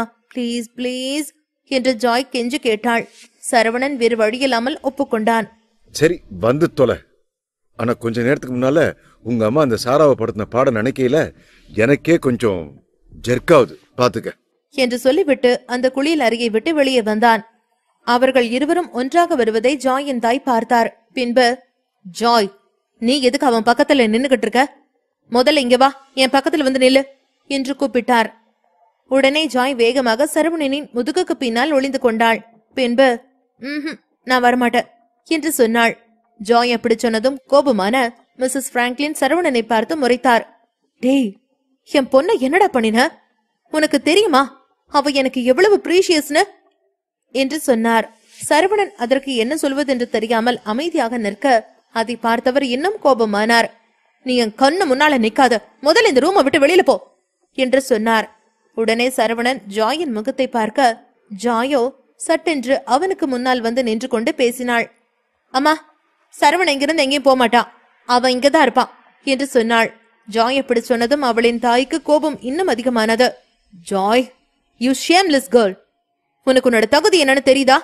நீ எந்த மாதிரி இடத்துல எப்படி வாழ வேண்டிய பொண்ணுன்னு தெரியுமா? எதுக்கு தேவையெல்லாம் உன்னோட டிகினிட்டியை நீயே ஸ்பாயில் பண்ணிக்கிற? போயும் இவனை மாதிரி ஒருத்தன் கூட இருக்கிறதுக்கு உனக்கு வெக்கமா இல்லையா? இவன் என்ன பண்ணினான்னு தெரியும் தானே? இவரோட சொத்தையெல்லாம் யாருக்காகவோ விட்டு கொடுத்தான்னு தெரியும் தானே? அவனுக்காக வேறொரு பொண்ணு இருக்கா. அப்படி இருந்தும் அவன் பின்னால நிக்கிறதுக்கு உனக்கு வெக்கமா இல்லையா என்று கேட்டார். உடனே ஜாய், நான் எதுக்கு வெக்கப்படணும்? நீங்க பண்ணினதை விட கேவலமான செயலையா நான் பண்ணிட்டேன்? எனக்கும் அவனுக்கும் பிடிச்சிருந்தது, இதுல வெக்கப்படுறதுக்கு எதுவும் இல்ல என்று ஜாய் சொன்னாள். அதை கேட்ட சரவணனுக்கு ஒரு நிமிடம் இதய துடிப்பே நின்றது போல இருந்தது என்று தனக்குள்ளே புலம்பிக் கொண்டு ஜாயை பார்த்தான். ஜாய் அப்படி சொன்னதை கேட்டதுமே ஜாய் தாயின் முகம் சட்டென்று மாறியது. உடனே கோபமாக, இப்ப நீ என்ன சொன்ன என்று கேட்டார். ஏன், நீங்க பாஸ்ட்ல என்ன பண்ணினீங்கங்கறத நான் தெளிவா சொல்லணுமா? நீங்களே ஆசைப்படும் போது நான் அதை சொல்றேன். நீங்க பண்ணின கேவலத்தை விட நான் ஒன்னும் பண்ணல என்று அவள் சொல்லி முடிக்கும் முன்பே ஜாயின் கன்னத்தில் அவள் தாயின் 5 விரல்களும் பதிந்திருந்தது. அவர் அடித்த அடியில் ஜாய் அப்படியே அதிர்ந்து நின்றாள். அவளது கண்களில் கண்ணீர் வழிந்து கொண்டிருந்தது. அவர்கள் பேசிக்கொள்ளும் சத்தம் கேட்டதும் பக்கத்து அறையில் உள்ளவர்கள் அனைவரும் எட்டி பார்த்தார்கள். அதை பார்த்து ஜாயின் தாயோ அவர்களை பார்த்து முறைத்தார். பின்பு, உங்களுக்கெல்லாம் இப்ப என்ன வேணும்? எதுக்காக இங்கே எட்டி பார்த்துட்டு இருக்கீங்க என்று கேட்டார். அவர் குரலில் இருந்த கோபத்தை பார்த்ததும் அங்கு நின்று வேடிக்கை பார்த்து கொண்டிருந்த அனைவரும் வேகமாக அங்கிருந்து நகர்ந்தார்கள். ஜாய் தனது கன்னத்தை பிடித்துக்கொண்டு அப்படியே நிற்க அதை பார்த்த ஜாயின் தாயோ வேகமாக அவள் அருகில் சென்றார். பின்பு, சாரிடா, அம்மா வேணும்னே அப்படி ஒன்னும் அடிக்கல. நீ எதுக்கு அம்மாவை தேவையில்லாம கோவப்படுத்தின? அதனாலதான் ஐம் சாரி. இனிமே உன்னை அம்மா அடிக்க மாட்டேன் என்று மிகவும் பவ்யமாக பேசினார். சற்று நேரத்திற்கு முன்பு ஜாயிடம் பேசிய மிஸ்ஸஸ் பிராங்க்லினுக்கும் இப்பொழுது பேசும் மிஸ்ஸஸ் பிராங்க்லினிற்கும் நிறைய வித்தியாசம் இருந்தது. திடீரென்று அவர் ஏன் இப்படி நடந்து கொள்கிறார் என்று எதுவும் புரியாமல் சரவணன் அவரையே பார்த்து கொண்டு நின்றான். ஜாயோ தனது தாய் பேசிய எதையும் காதில் வாங்காமல் சட்டென்று அவரது கையை தட்டி விட்டு விட்டாள். இங்க பாருங்க, நீங்க எதுக்காக என்ன தேடி வந்திருக்கீங்கன்னு எனக்கு நல்லா தெரியும். ஆனா ஒண்ணு மட்டும் சொல்லிக்கிறேன், கேட்டுக்கோங்க. நீங்க நினைக்கிறது மட்டும் நடக்கவே நடக்காது. நான் அங்க வர மாட்டேன். என்ன அடிச்சிட்டீங்கல்ல, இதுக்கப்புறம் என்ன பார்க்கவே வராதீங்க என்று சொல்லி அழுது கொண்டே அவள் அங்கிருந்து ஓடினாள். எப்பொழுதும் தன்னிடம் கலகலவென்று பேசிக்கொண்டு அனைவரிடமும் அன்பாக இருக்கும் ஜாயை மட்டுமே பார்த்த சரவணன் முதல் முறையாக அவள் ஒருவரிடம் இவ்வளவு வெறுப்பு காட்டுவதை இப்பொழுதுதான் பார்த்தான். அதுவும் தனது தாயிடம் அவள் இவ்வளவு வெறுப்பு காட்டுவாள் என்று எதிர்பார்க்காத சரவணன் இருவருக்கும் இடையில் அப்படி என்னதான் இருக்கும் என்று யோசிக்க தொடங்கினான். சிறு வயதிலிருந்து ஜாய் மிகவும் பொறுப்பாக வளர்ந்தாள். எந்த ஒரு சிறு விஷயத்தையும் ஈஸியாக கற்றுக்கொள்வாள். அதனாலேயே ஜாய் ஃபேமிலியில் உள்ள அனைவருக்கும் அவளை மிகவும் பிடிக்கும். அது மட்டுமில்லாமல் அவளது திறமையை பார்த்துதான் பீனிக்ஸ் ஃபேமிலியும் அந்த சிறு வயதிலேயே அவளுக்கு அசிஸ்டன்ட் பதவியை கொடுத்திருந்தது. அவள் மீது அளவில்லாத நம்பிக்கை வைத்திருந்த ஜாயின் தாய்க்கு திடீரென்று ஜாய் இப்படி செய்தது மிகவும் வருத்தத்தை அளித்தது. இப்படியும் அவளை தன்னுடன் கூட்டி சென்று மோகித்தின் இடத்தை ஃபுல்ஃபில் செய்து விடலாம் என்று எண்ணிக்கொண்டிருந்த அவருக்கு ஜாயின் இந்த செயல் பேரதிர்ச்சியை கொடுத்தது. அவளை எப்படி சமாதானம் செய்வது என்று தெரியாமல் கண்கள் கலங்கிய நிலையில் நின்று கொண்டிருந்தார். அவர் கண்கள் கலங்கி இருப்பதை பார்த்த சரவணன் அங்கிருந்த டிஷ்யூ பேப்பரை எடுத்து அவரிடம் கொடுத்தான். பின்பு, நீங்க ஒன்னும் கவலைப்படாதீங்க, அவ ஏதோ கோவத்துல அப்படி சொல்லி இருப்பா என்று சொன்னான். ஜாயின் தாய் அதை வாங்கி கொண்டார். பின்பு, அவ இப்ப மட்டும் எங்கிட்ட இப்படி பேசல, சின்ன வயசுல இருந்து இப்படிதான் எங்கிட்ட பேசிட்டு இருக்கா. அவளுக்கு என் மனசு நோகடிக்கிறது ஒன்னும் புதுசு இல்ல என்று சொல்லிவிட்டு அந்த டிஷ்யூ பேப்பரில் தனது கண்களை துடைத்தார். அவர் அப்படி பேசியதும் இருவருக்குள் உண்மையில் அப்படி என்னதான் நடந்திருக்கும் என்று தெரிந்து கொள்ள சரவணனுக்கு மிகவும் ஈகராக இருந்தது. ஆனால் அதை யாரிடம் கேட்பது என்று அவன் யோசித்துக் கொண்டிருந்தான். அப்பொழுது ஜாயின் தாய், என் பின்னாடி வா என்று சொல்லிவிட்டு அந்த அறையில் இருந்து இன்னொரு அறைக்கு சென்றார். உடனே, மிஸ்ஸஸ் பிராங்க்லின், நீங்க என்ன சொல்றீங்க என்று சரவணன் புரியாமல் கேட்டான். நான் உன்கிட்ட சில முக்கியமான விஷயங்கள் பத்தி பேசணும், என் பின்னால வான்னு சொன்ன என்று சொல்லிவிட்டு அந்த அறைக்குள் சென்றார். அவனும் வேறு வழியின்றி சரி என்று தலையசைத்துவிட்டு அவர் பின்னால் சென்றான். என் பின்னால் வா என்று மிஸ்ஸஸ் பிராங்க்லின் சரவணனை பார்த்து சொல்லிவிட்டு அங்கிருந்த ஒரு அறைக்குள் சென்றார். சரவணன் தன்னை எதற்கு கூப்பிடுகிறார் என்று எதுவும் புரியாமல் அமைதியாக அவர் பின்னாலே சென்றான். சரவணன் அந்த அறைக்குள் சென்றதும் அவனை மிஸ்ஸஸ் பிராங்க்லின் பார்த்தார். பின்பு டோரை லாக் பண்ண என்று சொன்னார். என்ன, டோரை லாக் பண்ணவா என்று யோசித்தவனுக்கு சற்று நேரத்திற்கு முன்பு சாரா அடி வாங்கியது நினைவுக்கு வந்தது. டேய் சரவணா, ஒருவேளை உன்னையும் அந்த சாராவை வெளுத்த மாதிரி வெளுக்க போறாங்களோ? ஜாய பத்தி தப்பா பேசினதுக்கே அந்த சாராவை அந்த காட்டு காட்டின. ஜாய் கூட தப்பா இருந்ததே நாம தான் நினைச்சுக்கிட்டு இருக்க. உன்னை சும்மா விடுவாங்கன்னு நினைக்கிறேன் என்று தனக்குள் நினைத்து கொண்டு அங்கு நின்று கொண்டிருந்த மிஸ்ஸஸ் பிராங்க்லினை பார்த்தான். சரவணன் எதுவும் சொல்லாமல் அமைதியாக இருப்பதை மிஸ்ஸஸ் பிராங்க்லின் பார்த்தார். நான் சொல்றது உன் காதல் விழலையா? டோரை லாக் பண்ணுன்னு சொன்ன என்று சொன்னார். உடனே சரவணன் சிற்று தைக்கத்துடன் என்று கேட்டான். எதுக்கு டோரை லாக் பண்ணணும்? உடனே மிஸ்ஸஸ் பிராங்க்லின் சரவணனை ஒரு பார்வை பார்த்துவிட்டு அவரே சென்று அந்த டோரை லாக் செய்தார். பின்பு எதுவும் சொல்லாமல் அவரது பேக்கில் இருந்து ஒரு பிளாங்க் செக்கை எடுத்து சரவணன் முகத்தில் வீசினார். உன்கிட்ட நீ ஏன் பண்ணின, எதுக்கு பண்ணின அப்படின்னு நான் எந்த கேள்வியும் கேட்க போறதில்ல. நீ கொஞ்ச நேரத்துக்கு முன்னாடி கொடுத்த எல்லா சொத்தையும் என்னால திருப்பி தர முடியாது. ஆனா நீ கொடுத்ததுல பாதி அளவு என்னால கொடுக்க முடியும். உனக்கு இதுல எவ்வளவு தேவையோ அவ்வளவு ஃபீல் பண்ணி எடுத்துக்கோ. தயவு செஞ்சு என்னோட பொண்ணை மட்டும் விடுற. இனிமே என் பொண்ணு கூட எந்த ஒரு கான்டாக்டும் வச்சுக்காத என்று சொன்னார். தனது முகத்தில் வந்து விழுந்த அந்த பிளாங்க் செக்கை கையில் எடுத்தான். பின்பு நீங்க எதுக்கு எனக்கு இவ்வளவு பணம் கொடுக்கணும்? நான் ஏன் ஜாயை பார்க்க கூடாது என்று கேட்டான். அதை கேட்ட மிஸ்ஸஸ் பிராங்க்லின் கோபமானார். பின்பு உனக்கு ஜாய் பத்தி எதுவும் தெரியாதா? அவங்க அப்பா பீனிக்ஸ் ஃபேமிலியில இருக்கிற டாப் 10 பெரியவர்ல அவரு ஒருத்தர். நீ ஏற்கனவே உன்னோட சொத்து எல்லாத்தையும் வேண்டான்னு கொடுத்துட்ட. இது மட்டும் பீனிக்ஸ் ஃபேமிலிக்கு தெரிஞ்சா நிச்சயம் உன்னை அவங்க பனிஷ் பண்ணுவாங்க. அது மட்டும் இல்ல, உன் கூட ஜாய்ஸ் இருந்திருந்தானா அவளுக்கும் சேர்த்து பனிஷ்மெண்ட் கிடைக்கும். பீனிக்ஸ் ஃபேமிலியோட ரூல்ஸ் அண்ட் ரெகுலேஷன்ஸ் பத்தி உனக்கு தெரியும் தானே என்று கேட்டார். உடனே சரவணன் சிரித்து கொண்டு அங்க ஒரே ரூல்ஸ் தான். யார்கிட்ட பவர் இருக்கோ அவங்க வச்சது மட்டும்தான் ரூல்ஸ்.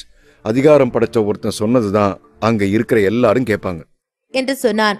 ஒருவேளை உண்மையாவே ஜாய்க்கும் கூட இருக்க விருப்பம் இருந்ததுன்னா நான் அவளை தடுக்க மாட்டேன். அது அவளோட சொந்த வாழ்க்கை. அதுல நான் இன்டர்ஃபியர் ஆகுறது தப்பு. காதலுக்கு நான் ஒன்னும் எதிரி இல்ல. ஆனா இப்ப ஜாய் அவளை பத்தி மட்டும் யோசிக்கிற நிலைமையில இல்ல.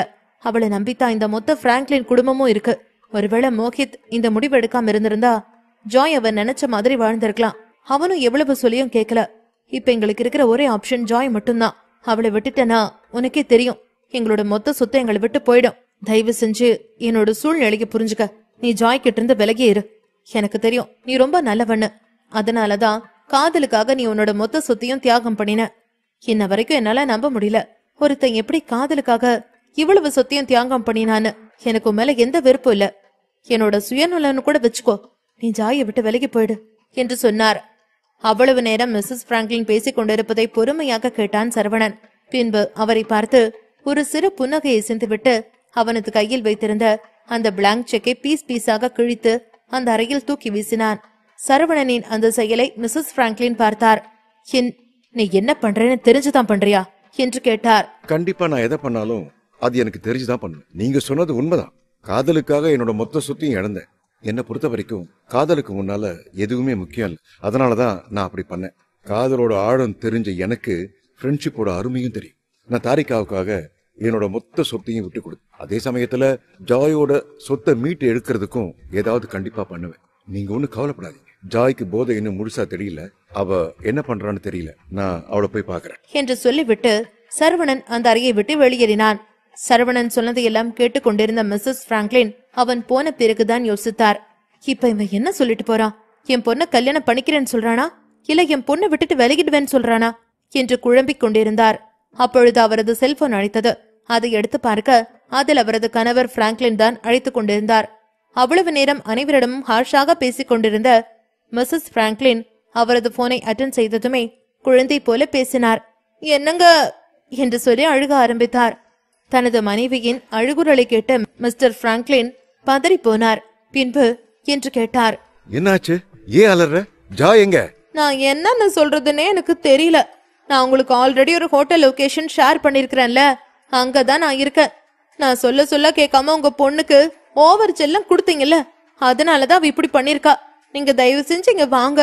அந்த பொண்ணு பண்ணதை நினைக்க நினைக்க எனக்கு நெஞ்சு வலியே வந்துரும் போல இருக்கு என்று சொன்னார். தனது மனைவி புலம்புவதையெல்லாம் கேட்டுக்கொண்டிருந்த மிஸ்டர் பிராங்க்லின் சிரித்துக் கொண்டே பேசினார். நான் ஆல்ரெடி அந்த ஹோட்டலுக்கு வெளியே தான் நிக்கிறேன். இப்ப வந்துடுறேன், வெயிட் பண்ணு என்று சொல்லிவிட்டு தனது காரை பார்க் செய்துவிட்டு பின்பு தனது மனைவி இறந்த அறைக்கு சென்றார். மிஸ்டர் பிராங்க்லினை பார்த்ததும் வேகமாக ஓடி சென்று அவரை கட்டி கொண்டார் அவரது மனைவி. பின்பு நமக்கு இருந்த ஒரே ஹோப் நம்ம பொண்ணு ஜாய் தான். இப்ப அவளும் இப்படி சொல்றா, நம்ம இப்ப என்ன பண்றது என்று கேட்டார். உடனே மிஸ்டர் பிராங்க்லின் சிரித்துக் கொண்டு சொன்னார், சின்ன பொண்ணு, அவளோட வயசுல அவ என்ன பண்ணணுமோ அதை தான் பண்ணியிருக்க. இதை நினைச்சு நீ ஒன்னும் வரி பண்ணிக்காத, நான் பாத்துக்கிறேன், ஓகே என்று சொல்லி அவரை சமாதானப்படுத்தினார். ஜாயின் தாயிடம் பேசிவிட்டு அந்த அறையை விட்டு வெளியேறிய சரவணன் ஜாயை தேடினான். அவள் இருந்த இடத்தில் 1-2 எம்டி டின் பியர் பாட்டில் கிடந்தது. உடனே சரவணன், அடி பாவி, ஏற்கனவே இருக்கிற போதை பத்தாதுன்னு மறுபடியும் தண்ணி அடிச்சா? அட கடவுளே, இந்த பைத்தியம் இந்த போதையோட எங்க போனான்னு தெரியலையே. டேய் சரவணா, இன்னைக்கு நீ யார் மூஞ்சலடா பிடிச்ச? இப்ப இவ எங்க போனான்னு தெரியலையே என்று தனக்குள் நினைத்து கொண்டான். பின்பு, டேய் திம்ஸ் கட்ட, எங்க தான் போன? உனக்கு என்ன பார்த்தா கொஞ்சம் கூட பாவமா இல்லையா? பாவம், என்னோட தாரிகா என்ன பண்ணிட்டு இருக்காளோ?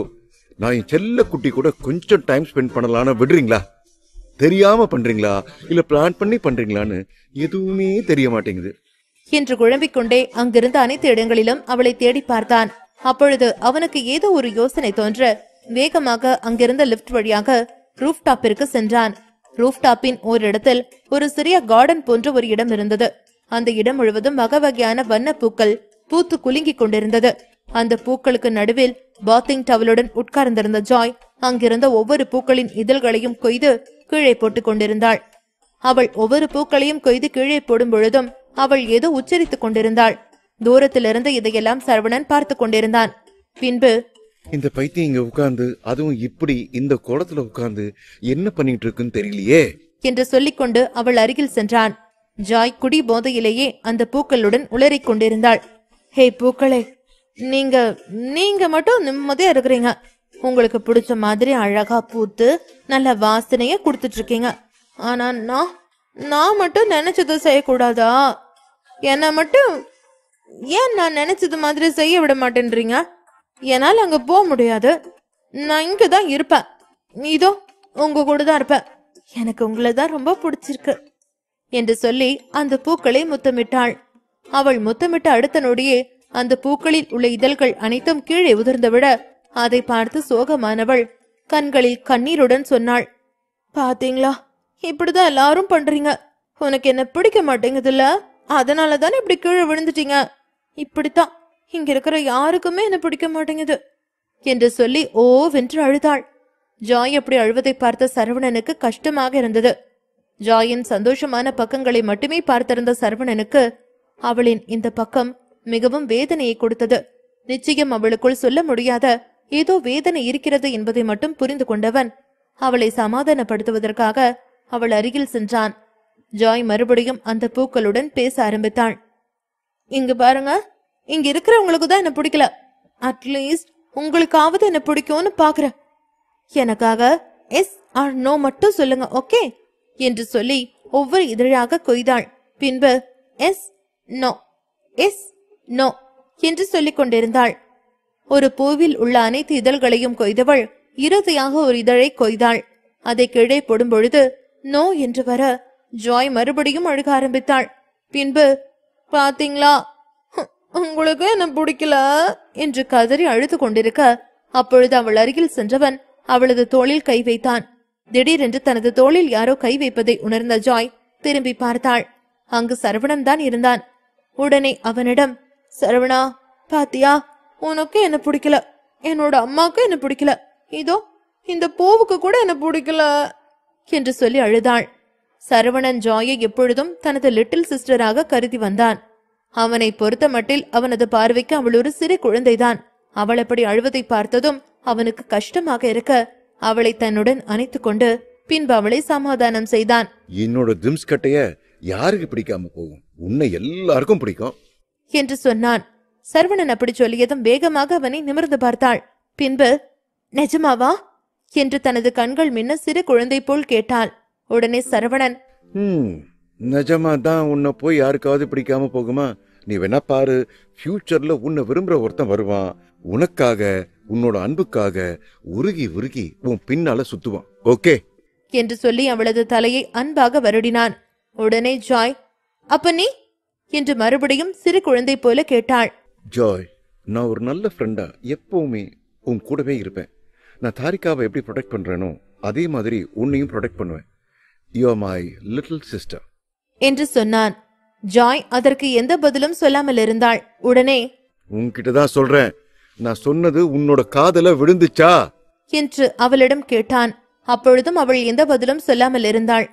இவளுக்கு என்னாச்சு என்று சொல்லிக் கொண்டே தனது தோளில் சாய்ந்திருந்தவளை நிமிர்த்தி பார்க்க அவளோ நன்கு உறங்கிக் கொண்டிருந்தாள்.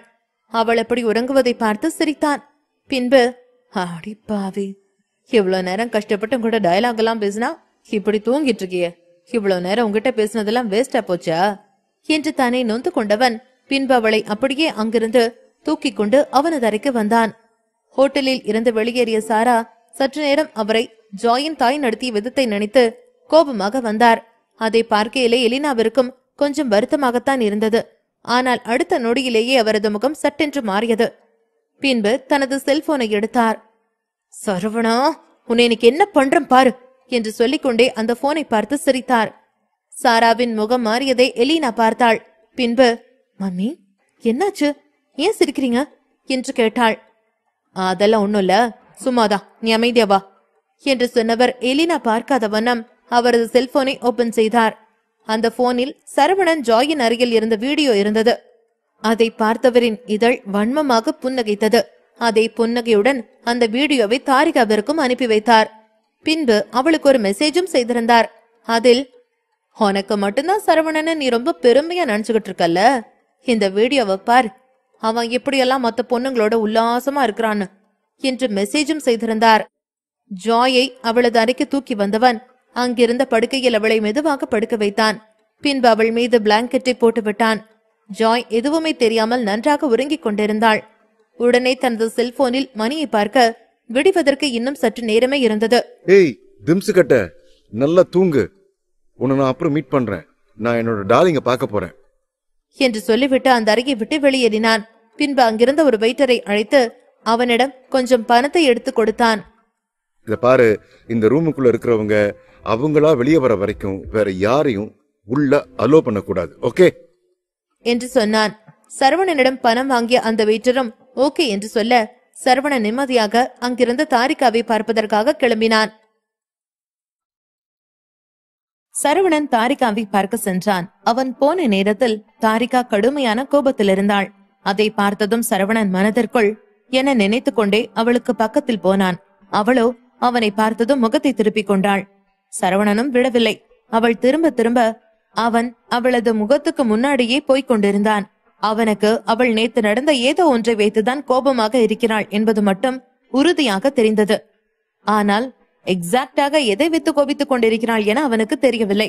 அவனுடனே அவளுக்கு முன்னாடி உட்கார்ந்து கொண்டு, தாரிகா, நீ கோபமா இருக்கன்னு தெரியுது, ஆனா எதுக்குன்னு எனக்கு தெரியல, எதுக்குன்னு சொல்லிட என்று கேட்டான். அதை கேட்டதும் தாரிகாவின் கண்ணிலிருந்து கண்ணீர் தாரை தாரையாக கொட்டியது. அவனை பார்த்து முறைத்தாள். அப்போ உனக்கு நீ என்ன பண்ணேன்னு தெரியாது, அப்படிதானே? நீ இன்னும் என்ன காயப்படுத்திக்கிட்டே இருக்க சரவணா. என்னால உன்னை புரிஞ்சுக்கவே முடியல. நீ உண்மையாவே என்ன லவ் பண்றதானான்னு டவுட்டா இருக்கு என்று புலம்பினாள். அதை கேட்ட சரவணா என்று அவனும் விடாமல் கெஞ்சினான். நேற்று நடந்தது எதுவரைக்கும் எப்படி அவளுக்கு தெரிந்திருக்கும் என்பதைத்தான் அவன் தெரிந்து கொள்ள விரும்பினான். அவன் அப்படி சொல்லவும் தாரிகா அவளது போனை எடுத்து நீட்டினாள். சரவணன் அவளை கேள்வியாக பார்த்து கொண்டே போனை எடுத்து பார்த்தான். அதில் அவனும் ஜோயும் கட்டிலில் இருக்கும் போட்டோ இருந்தது. அதில் ஜாய் அங்கே இறந்த படுக்கையில் படுத்திருக்க சரவணன் அவளது இடையில் கை வைத்திருந்தான். ஜாய் அவனது கையை இறுக்கமாக பிடித்திருந்தாள். அதை பார்த்ததும் சரவணனுக்கே ஒரு மாதிரியாகத்தான் இருந்தது. ஒரு சிங்கிள் போட்டோ எப்படி மொத்த கதையையும் மாற்றி விடுகிறது என யோசித்தான். உடனே தாரிகாவை பார்த்து, தாரிகா, நீ இப்ப பாக்குறதுக்கும் நீ மண்டையில நினைச்சிட்டு இருக்கிறதுக்கும் கொஞ்சம் கூட சம்பந்தம் இல்லை. நான் என்ன நடந்ததுன்னு சொல்றேன் என்று விளக்க பார்த்தான். அதை கேட்டதும் இன்னும் கோபமானாள் தாரிகா. என்ன, இவளுக்கும் ஏதோ ஆபத்து? நான் தான் பேட்ஸ்மேன் இல்ல, அதனால நான் காப்பாத்த போனேன்னு சொல்றியா? இத பார்த்தா எந்த விதத்துல காப்பாத்துற மாதிரி இருக்கு? எலினா கூட இருக்கிற போட்டோ வந்ததும் நான் துளி கூட சந்தேகப்படல. நீ சொன்னத உன்னோட காதல நான் அப்படியே நம்பிட்டேன். ஆனா எனக்கு என்னமோ இப்ப அது கூட உண்மைதானோன்னு தோணுது. உன்னை சுத்தி 1000 பொண்ணுங்க இருந்தாலும் என்னோட மனசு சஞ்சலப்படாது. ஏன்னா எனக்கு என் சரவணனை பத்தி நல்லா தெரியும்னு சொல்லிட்டு இருந்தேன். ஆனா எனக்கு அந்த நம்பிக்கை மொத்தமா உடைஞ்சு போச்சு. எலினா, அபிநயா, இப்ப ஜோய், நாளைக்கு யாரு சரவணா? ஐயோ, என்ன நினைச்சா எனக்கு அசிங்கமா இருக்கு. இத்தனை வருஷ காதல், கனவு, நம்பிக்கை எல்லாத்தையும் சுக்குநூற உடைச்சிட்டு சரவணா, இனிமே என் கண்ணு முன்னாடியே நிக்காத என்று கத்தினாள். சரவணன் எது நடக்க கூடாது என்று பயந்தானோ அதை இப்போது நடந்து கொண்டிருந்தது. அவனுக்கு தெரிந்து விட்டது. அவன் இப்போது எதை சொன்னாலும் அதை தப்பாகத்தான் தெரியும் என்று. ஆனால் அதற்காக அவளை அப்படியே விட்டுவிட்டு போகவும் அவனுக்கு தைரியம் வரவில்லை. அவனது இதயம் கனத்து கொண்டே வந்தது. கண்ணில் இருந்து லேசாக கண்ணீர் வந்தது. தாரிகாவை பார்த்தவன், தாரிகா, நீ என்னோட வாழ்க்கையில வந்த அரும்பெரும் சொத்து. அதுக்காக நான் என்ன புண்ணியம் பண்ணேன்னு எனக்கு சத்தியமா தெரியல. நீ இப்ப கோவமா இருக்க. ஆனா எப்பவும் ஒண்ணு மட்டும் ஞாபகத்துல வச்சுக்கோ. நான் என்னைக்கும் உனக்கு மனசால கூட துரோகம் செய்ய நினைக்க மாட்டேன். நீ இப்போ நான் சொல்ற எதையும் கேட்கிற நிலைமையில இல்ல. ஆனா நம்பு, நான் எந்த ஒரு தப்பும் பண்ணல. சரியான நேரம் வரும்போது என்ன ஏதுன்னு உன்கிட்ட தெளிவா சொல்றேன் என்று சொன்னான். அவன் இப்போது எல்லாவற்றையும் சொல்லவில்லை. ஜோய் சொன்னதுபடி அவர்களது நாடகம் இன்னும் கொஞ்ச நாளைக்கு நீடிக்கும். அப்போது இன்னும் ஏதாவது சம்பவம் நடந்தால் இப்போது இவன் கொடுக்கும் விளக்கமும் பொய்யாகத்தான் தெரியும். அதனால் தாரிகா நிதானமாக இருக்கும் நேரத்தில் அவனாகவே வந்து அவனுக்கும் ஜோய்க்கும் இடையில் இருக்கும். இப்பவும் சொல்றேன், ரொம்ப யோசிச்சு உன்னை நீயே கஷ்டப்படுத்திக்க. நான் என்னைக்கும் உனக்குதான். I love you, take care, don't hurt yourself. சாராவிற்கு எலினாவை பார்க்கும்போது ஒரு பக்கம் பரிதாபமாக இருந்தாலும் கூட இன்னொரு பக்கம் நல்லா வேணும் என்றும் இருந்தது. இப்ப வாச்சு எல்லாத்தையும் புரிஞ்சுக்கிட்டு நான் சொல்ற மாதிரி நடந்தா வாழ்க்கை நல்லா இருக்கும் என யோசித்தார். பின் மெதுவாக எலினாவிற்கு பக்கத்தில் போய், இங்க பாரு, இப்போல இருந்து நீ அவனை பத்தி யோசிக்கிறத நிறுத்து. இன்னையில இருந்து நீ என் கூட சௌத்ரி ஃபேமிலிக்கு வா. இப்போல இருந்து உன்னோட உசுறு இந்த உலகத்துல இருக்கிற வரைக்கும் நீ இனிமே அவன் இருக்கிற பக்கம் கூட பாக்காத என்று மிகவும் கண்டிப்புடன் சொன்னார். அவர் இப்போது மிகவும் அக்ரெசிவாக இருந்தார். மொத்தமாக வேறொரு அவதாரத்தில் இருப்பது போல இருந்தார். சௌத்ரி ஃபேமிலியுடன் இப்போது எஸ்டாப்ளிஷ் ஆகியிருக்கும் புது உறவினால் அவர் இப்போதெல்லாம் ஏதோ அவர்தான் அந்த சௌத்ரி ஃபேமிலிக்கு லீடர் போல நடந்து கொண்டார். எலினாவை இன்னும் கொஞ்சம் உருக்கி பார்த்துவிட்டு கதவை வேகமாக அடித்து சாத்திவிட்டு அங்கே இருந்து கிளம்பினார். அந்த ரூமுக்கு வெளியே தீரன் என்பவன் நின்று கொண்டிருந்தான். அவன்தான் சௌத்ரி ஃபேமிலியின் தூதுவன். சாரா அவனை பார்த்து, மிஸ்டர் தீரன், நாங்க ரெடிதான், நாம இப்ப திரும்ப போலாம் என்று சொன்னார். அவருக்கு இதற்கு மேலும் சிட்டாற்றிலில் தங்க இஷ்டம் இருக்கவில்லை. வெறுத்து போய் விட்டது போல. அதிலும் எலினாவை பற்றி யோசித்து பார்க்கும்போது சிட்டாட்டல் கொஞ்சமும் செட்டாகவில்லை. சரவணன் இருக்கும் இடத்தை அவர் எலினாவிற்கு நரகம் போல நினைத்தார். சரவணனிடமிருந்து எந்த அளவுக்கு எலினா தள்ளியே இருக்கிறாளோ அந்த அளவுக்கு அவளது வாழ்க்கை நன்றாக இருக்கும் என்று யோசித்தார். அவளது எதிர்காலத்திற்கு சிட்டாட்டல் பொருத்தமாக இருக்கவில்லை. இங்கே சாரா இத்தனை பெரிய கோட்டையை கட்டி கொண்டிருந்தார். ஆனால் அப்போதுதான் சாரா தீரனின் முகத்தை பார்த்தார். அது செழிப்பாக இருக்கவில்லை. ஏதோ ப்ராப்ளம் என்று உடனே புரிந்து கொண்டார். இடைக்கிடை ஆழமாக மூச்சு விட்டு கொண்டே இருந்தான். கூடவே அடிக்கடி வாட்சை பார்த்து கொண்டிருந்தான். கையில் இருந்த ஃபைலையும் திரும்ப திரும்ப பார்த்து கொண்டிருந்தான். அதை பார்த்ததும் சாராவின் வயிற்றுக்குள் புளியை கரைத்தது. உடனே தீரனை பார்த்து, மிஸ்டர் தீரன், ஏன் என்னாச்சு, ஏதாவது ப்ராப்ளமா என்று கேட்டார். அதை கேட்டதும் தீரன் ஆமாம் என்பது போல் மேலும் கீழும் தலையை ஆட்டினான். அதை பார்த்ததும் சாராவிற்கு பிபி ஏறிக்கொண்டு போவது போல இருந்தது. என்னவாக இருக்குமோ என மிக பயந்தார். தீரன் இன்னும் பதிலை சொல்லாமல் இருக்க அவருக்கு இன்னும் டென்ஷன் கூடியது. அதனால் லேசாக தீரனின் தோளை தொட்டு அவனை இந்த உலகத்திற்கு கொண்டு வந்தார். ஹுக்ஸியாவுக்கு வந்ததுக்கான டாஸ்க நாங்க இன்னும் கம்ப்ளீட் பண்ணல. அதனால இப்போதைக்கு எங்களால சிட்டாடல விட்டு போக முடியாது என்று தலையை தொங்க போட்டுக் கொண்டே சொன்னான். அதை கேட்டதும் சாரா இடதும் வலதுமாக தலையை ஆட்டினார். அவருக்கு அது என்ன டாஸ்க் என்று தெரியவில்லை. கேட்காமல் இருக்கவும் முடியவில்லை. அதனால் உடனே, என்ன டாஸ்க் சொல்லுங்க, என்னால ஏதாவது ஹெல்ப் பண்ண முடியுமா இருக்குமான்னு சொல்லி நான் பாக்குறேன் என்று சொன்னார். அதை கேட்டதும் அவரை அண்ணாந்து பார்த்தான் தூதுவன் தீரன். இவரால் அது முடியுமா என சந்தேகம் இருந்தாலும் கூட, சரி போனா ஒரு சொல் போச்சு என நினைத்து கொண்டு சொல்ல நினைத்தான். இல்ல, அது ஹெட் எங்களை ஹுக்ஸியாவுக்கு அனுப்புனது ஒரு டாஸ்க கம்ப்ளீட் பண்ணிட்டு வர சொல்லிதான். அது என்ன டாஸ்க்னு சொன்னா இங்க இருக்கிற ஒருத்தர் கூட ஃப்ரெண்ட் ஆக மாட்டாங்க என்று சொல்லி முடித்தான். சொன்னது மட்டும் இல்லாமல் மீண்டும் ஒரு பெருமூச்சியும் விட்டான். ஏதோ இந்த டாஸ்கை செய்யாமல் போனால் ஹெட் தலையையே வெட்டி விடுவார் என்பது போல ரியாக்ஷன் கொடுத்து கொண்டிருந்தான். அதை பார்க்கும்போது சாராவிற்கு பெரும் குழப்பமாக இருந்தது. நெற்றியை சுருக்கிய சாரா, அப்போ சௌத்ரி ஃபேமிலியோட ஹெட் உங்களை ஹுக்ஸியாக்கு அனுப்பினது ஒருத்தவங்க ஃப்ரெண்ட் ஆகிறதுக்கு, அப்படிதானே என்று அவர் சொன்னதையே ரிப்பீட் பண்ணி கேட்டார். சாராவின் கண்கள் வெளியே வந்துவிடும் அளவிற்கு அகல விரிந்து போயிருந்தது. எப்போதிலிருந்து மிகவும் மரியாதைக்குரிய சௌத்ரி ஃபேமிலியின் தலைவர் இன்னும் ஒருத்தனுக்கு சொம்பு தூக்க ஆசைப்பட தொடங்கினார் என யோசித்தார். ஏதாவது காமெடி ஷோ நடக்குதா? அதுக்குதான் இப்படி சொன்னானோ என மீண்டும் தீரனை சந்தேகமாக பார்த்தாள். ஆனால் அவனோ படு சீரியஸாக நின்று கொண்டிருந்தான். உண்மையிலேயே கழுத்துக்கு மிக பக்கத்தில் கத்தி இருப்பது போலத்தான் அவன் எக்ஸ்பிரஷன் கொடுத்து கொண்டிருந்தான். ஆனாலும் சாராவிற்கு சௌத்ரி ஃபேமிலியின் அந்தஸ்து மேல் கொஞ்சம் கூட சந்தேகம் வரவில்லை. அப்படியே சௌத்ரி ஃபேமிலி ஹெட் இப்படித்தான் யோசித்திருந்தாலும் கூட அதற்கு பின்னாலும் மிக பலமான ஒரு காரணம் இருக்கும் என யோசித்தார். ஹெட் எப்படியும் முட்டாள்தனமாக யோசிக்க மாட்டாரே. முன்னாடி எல்லாம் சௌத்ரி ஃபேமிலியின் ஹெட் பொது இடத்தில் தோன்றினாலோ இல்லை யாரையாவது அவரை மீட் பண்ணினாலோ மிகுந்த மரியாதை கொடுப்பார்கள். அந்த அளவிற்கு அவருக்கு சமூகத்தில் ஒரு அந்தஸ்து இருந்தது. சாரா அதையெல்லாம் யோசித்துக் கொண்டே மீண்டும் தீரனை பார்த்தார். சரி, அப்படி யார் கூட ஃப்ரெண்டாக சொல்லி தலைவர் சொல்லியிருக்கிறாரு என கேட்டார். அவருக்கு சௌத்ரி ஃபேமிலி தலைவரே ஃப்ரெண்டாக நினைக்கும் அந்த ஆள் யாரு என தெரிந்து கொள்ளவும் ஆர்வம் அதிகமாக இருந்தது. தீரன் அவரை பார்த்து, வைல்ட் வெஸ்ட் அலையன்ஸோட ஃபவுண்டர் கூட என பதில் சொன்னான். அதை கேட்டதும் சாரா மீண்டும் நெற்றியை சுருக்கினார். அவருக்கு இதற்கு முன்னாடி வைல்ட் வெஸ்ட் அலையன்ஸ் என்று எதையும் தெரிந்திருக்கவில்லை. என்னது, வைல்ட் வெஸ்ட் அலையன்ஸா?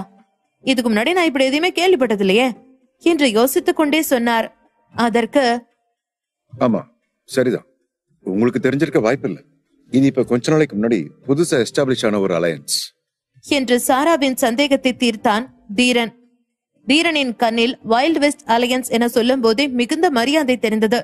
அவன் சிட்டாட்டலில் இருந்த நேரம் எல்லாம் யாரு வைல்ட் வெஸ்ட் அலையன்ஸ் என சொன்னாலும் ஒரு மாதிரி சிலிர்த்து போய் நிற்பான் தீரன். வைல்ட் வெஸ்ட் அலையன்ஸ் என்பது அவனுக்கு இப்போது ஒரு சக்தி வாய்ந்த மந்திரம் போல இருந்தது. எனது புதுசா எஸ்டாப்ளிஷ் ஆனதா? அப்படி புதுசா எஸ்டாப்ளிஷ் ஆன ஒரு அலையன்ஸ் சௌத்ரி ஃபேமிலி ஆளுகளே எஃபோர்ட் போட்டு கண்டுபிடிக்கிற அளவுக்கு வர்த் ஆனதா என்று தனக்குள் இருக்கும் சந்தேகத்தை வெளிப்படையாகவே கேட்டுவிட்டார் சாரா.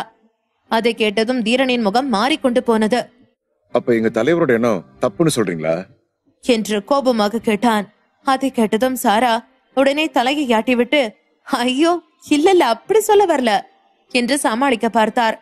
அவர் தீரனோடு பேசிக் கொண்டிருந்த நேரத்தில் எதிர் பக்கத்திலிருந்து சரவணன் வந்து கொண்டிருப்பதை பார்த்தார். அவனை பார்த்ததும் அவரது முகத்தில் கடுப்பு தெரிந்தது. உடனே தீரனிடம், சார் நான் நேற்று ராத்திரியே சொன்னேன்ல ஒருத்தனை பத்தி, அவன் இவன்தான், பேரு சரவண, செபாஸ்டியன் ஃபேமிலியோட பெருமை எலினாதான். இப்படி இந்த ஆளால அவ ஹர்ட் ஆகக்கூடாது. அவளோட வாழ்க்கையில கஷ்டம்னு அவ அனுபவிச்சதே இவனாலதான் என்று மிகுந்த வெறுப்புடன் சொன்னார். சாரா சொன்னதை கேட்டதும் தீரனின் புருவங்கள் இரண்டும் ஒன்றாக சேர்ந்தன. சரவணனோ சாராவை பார்த்ததும் நேராக அவரை நோக்கியே வந்தான். சாராவிற்கு அதை பார்த்ததும் ஏனோ பயமாக இருந்தது.